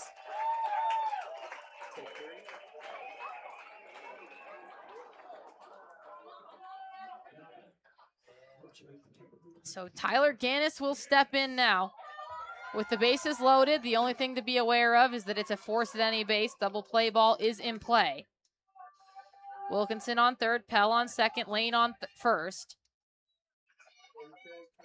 Shortstop and second base playing deep as Gannis hits this one deep into right field. Going back to the wall is Tommy Specht, and he catches it on the run. What a catch by Tommy Specht. That ball had a lot of Fry Sauce fans excited. But now there are 2 outs. That ball was deep enough to score Dylan Wilkinson where he tagged up from third. So the Fry Sauce have made their way up to 7 runs. That opposite field hit for Gannis, that you couldn't hit it any better than that. That ball was just cruising, soaring over to that right field line. Specht had the wheels. He got on the hop and got to it, though. Garrett Bavacqua fouls it back. He is possibly the Fry Sauce's last chance with 2 outs. And they still need to tack on 6 more runs. Bavacqua so far has not had an RBI yet tonight. The next pitch misses outside. Bavacqua, no RBIs, no hits. 0 for 4 on the day. A strikeout, a ground out. He grounded into a double play and then another ground out. The 1-1 is hit over the jumping cruise at shortstop. That'll go down for a base hit. Coming around to score is Bradley Pell from second. So now the Fry Sauce just need 5 more. It's 13-8.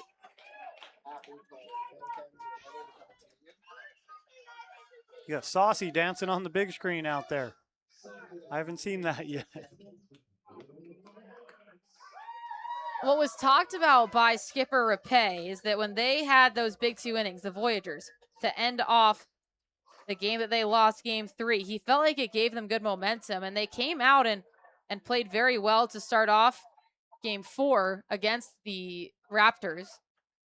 So the Fry Sauce right now might be trying to do something like that, where they've had 4 runs so far in this inning. If they get 1 more, it would tie their largest inning in this series as Colson Lawrence pulls this one into the gap. That'll go down as a base hit into left field. Coming around to score is Carmine Lane. The play at the plate is not in time, and another run scores.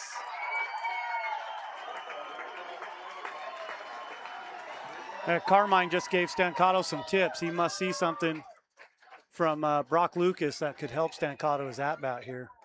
So a great single by Colson Lawrence, and they've now batted around the order. So Garrett Bavacqua is now on second, and Colson Lawrence is on first. First pitch to Kyler Stancato, misses outside.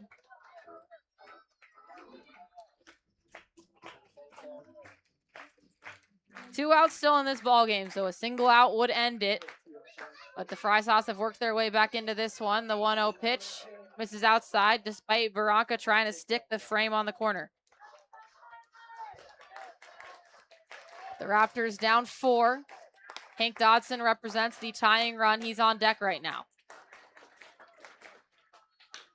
This one is grounded. It's handled by Blazik at second base, but they don't make the catch at first base. Coming around to score is Garrett Bivacqua, and an error keeps this game alive. Garrett Bivacqua comes in to score, and the Fry Sauce are within 3. Never say die if you are the Utah Fry Sauce. An error by the Voyagers defense, and it's 13-10. Linquist Field came alive.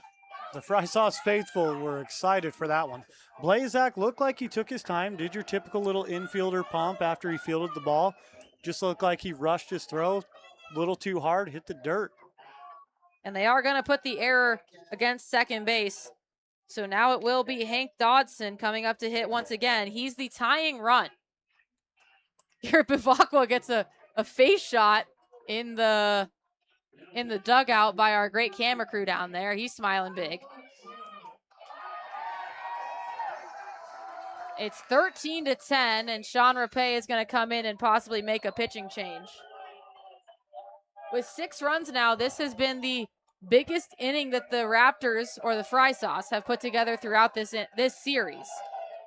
Fry Sauce are not done yet, but it is a good time to have your biggest inning. That'll be the end of the day for Brock Lucas. And coming into pitch, looks like a right-hander for the Voyagers. I'll switch over the pitch comm and get that all sorted. The Raptors have batted, or the Fry Sauce, sorry, have batted around the order. Hank Dodson has his second at-bat of this inning. He walked his first time up, went around to score.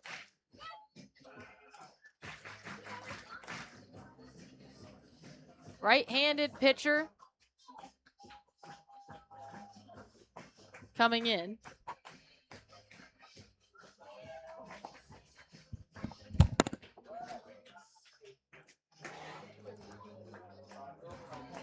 Thanks. Will Rogers, the DH, coming into pitch. I was looking in my pitcher section. You got to look at the two-way section. So Will Rogers, he pitched in game 1, came in relief, and he pitched pretty well. He's been the DH throughout today. So as the DH today, Will Rogers has been playing throughout this game. He is 1-for-5 as a batter, but now as a pitcher, trying to end the game. In game 1, he came in relief, went 2 2/3 innings. Gave up 2 hits, no runs, 2 walks, 5 strikeouts, and 12 batters faced. And just 1 out would seal the fate of the Utah Fry Sauces. They've had that never say die mentality this inning. So Hank Dodson, who worked a walk his last time up, is the tying run. The Fry Sauce down by 3. 2 runners on right now. Colson Lawrence is on third. Stancato is on first. Runners at the corners. The Voyagers just need 1 out. First pitch from Will Rogers misses too high. Coming into this inning trailing by 9. Didn't look like the Fry Sauce would be in a position to have the tying run at the plate. But here we are. 6 runs later, and Hank Dodson stepping in. He swings and misses on the second pitch. He was way ahead of the 77-mile-an-hour off speed to make it 1-1. And we've talked about great utility players like Dylan Wilkinson, but this is another level. You come in as a pitcher. I know Wilkinson did pitch in high school, so. The 1-1 is in the dirt, but Dodson still swings at it and misses. And now 1 strike away from Will Rogers to end a game where the Fry Sauce felt like they had some life in this 9th inning. They've scored 6 runs. They trail by 3. Dodson is the tying run at the plate with a 1-2 count. Will Rogers has come in just for this at-bat. 1 strike away from ending the game. Swing and a miss, and Will Rogers comes in, gets the job done with 1 strikeout.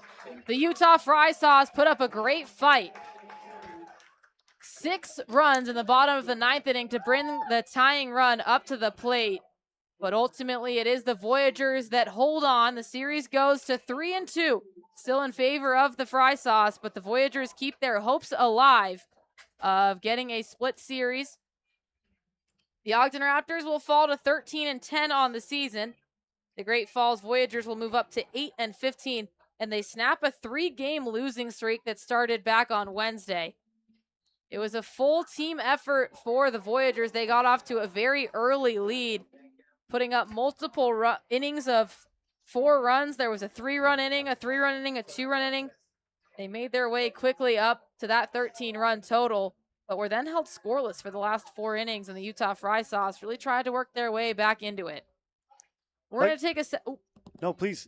We're going to take a second as the celebrations continue. When we come back, we'll hear everything you have to say, Eric. We'll put a bow on this game and be here for our post-game show. But that's all after this.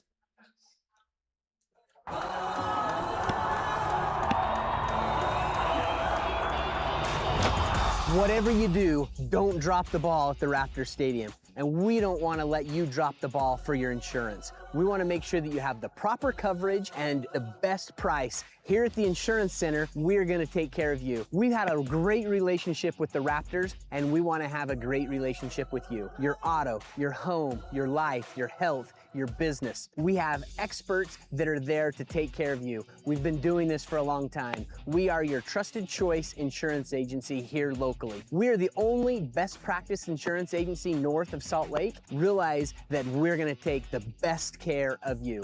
Give us a call, 801-622-2626. Look us up online, www.insurancecenterut.com. We're here to take care of you and hit the ball out of the park.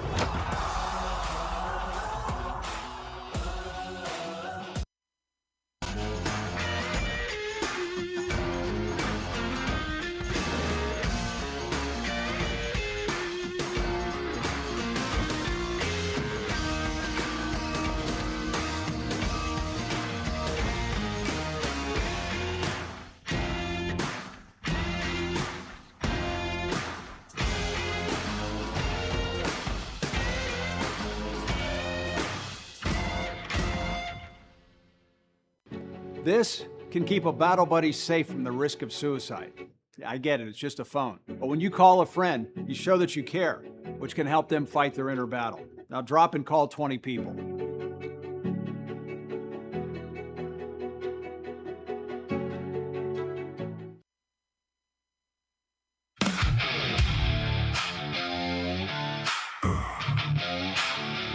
Now for the Utah Fry Sauce post-game show with Arden Locke.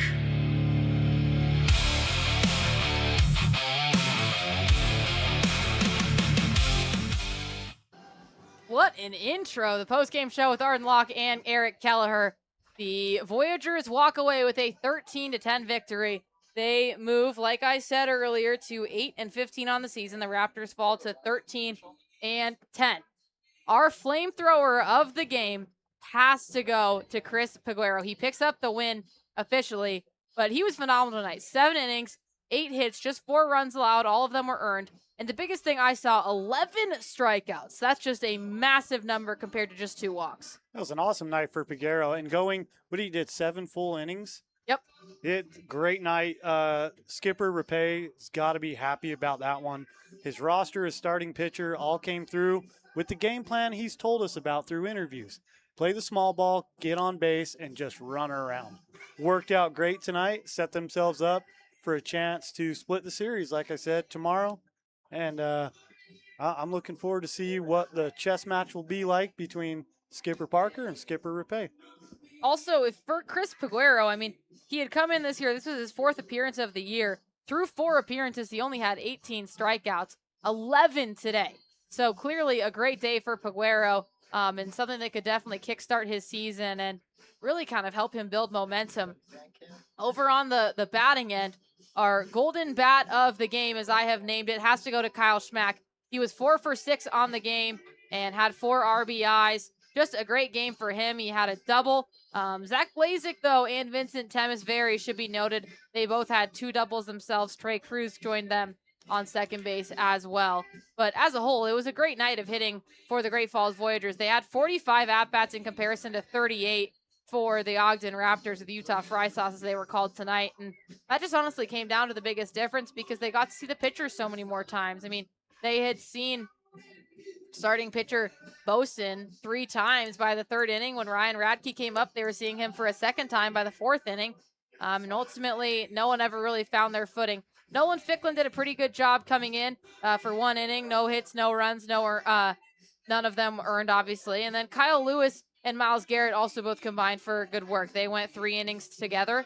2 hits by Miles Garrett, 1 hit for Kyle Lewis, but no runs by either of them. So the bright side, if you are a Fry Sauce fan, is that your bullpen is definitely starting to come together.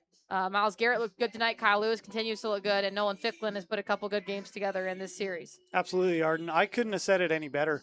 With Kyle Schmack being your golden bat, he had Groundhog Day for his first 2 at-bats, and we talked about it early on. Voyager batters getting to see the pitchers a little more often, get their footing better. And Miles Garrett, great redemption outing for him. 2 solid innings. And the paper on paper doesn't show. Everyone wants to see Ks, but he pitched well enough and hard enough. The ball stayed in the stadium. Runners didn't cross the plate. Great night for him. Looking around the league before we go tonight, the Long Beach Coast pick up a win over the Modesto Roadsters. That game is over, so they'll move to 19-4 on the season. The second place team, Billings Mustangs, are currently losing to the Glacier Range Riders 12-8. They're in the top of the 7th inning. So if that is the case and Billings loses, Long Beach Coast would open up a 2-game lead at the top of the Pioneer League. The Boise Hawks have a 15-8 lead over the Idaho Falls Chuckers. If you remember, Boise is 1 game ahead of Ogden right now. If they win that game, they'll be 2 games ahead. Glacier Range Riders, who were leading over the Mustangs, are tied with the Raptors right now at 13-9. But the Raptors now falling to 13-10. Glacier would take the lead over them with a 14th win. The Oakland Ballers are leading the Missoula Paddleheads. The Ballers, that's a bit of a surprise. They sit at 9-13 on the season, whereas the Paddleheads are 13-9, came into this game tied with the Raptors. And then the Red Pocket Mobiles, a 4-3 lead over the Yuba Sutter Freebirds. Both of those teams sitting in the bottom 4 in the Pioneer League. The Freebirds at 9-13 and the Red Pocket Mobiles at 4-18. The Mobiles are who the Raptors will face next after this coming Game 6 tomorrow on Sunday. And then there'll be 1 day off, and then it'll be back to the ballpark again. So a lot of interesting stuff happening across the Pioneer League. Long Beach Coast looking to likely open up a 2-win lead in the Pioneer League. But that's about all for us here today. Thank yous are due, as always, here on this Saturday. Alan Hill tonight was our technical director. Arden Locke, myself, was play-by-play, joined by Eric Kelleher, who was our color man, but also our sideline reporter, as always, and we really appreciate you.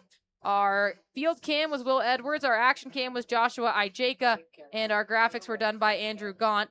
Our media manager is Haven Aurelia Miller. Our photographers were Carly Combs, Jill Trent, and Tylee Allen. And our videographer was Will Edwards as well tonight. And as always, our executive producer, the man who puts in more hours than possibly anyone else on this crew, Tim Broussard. Thanks so much for joining us tonight. The Great Falls Voyagers walk away with a 13-10 victory. They move to 3-2 on the series, and Game 6 will be happening tomorrow, an afternoon game here at Sunday at Lindquist. Tyson Whiting will have the call for you, and then I'll be back next Tuesday for the Red Pocket Mobiles. Have a great night.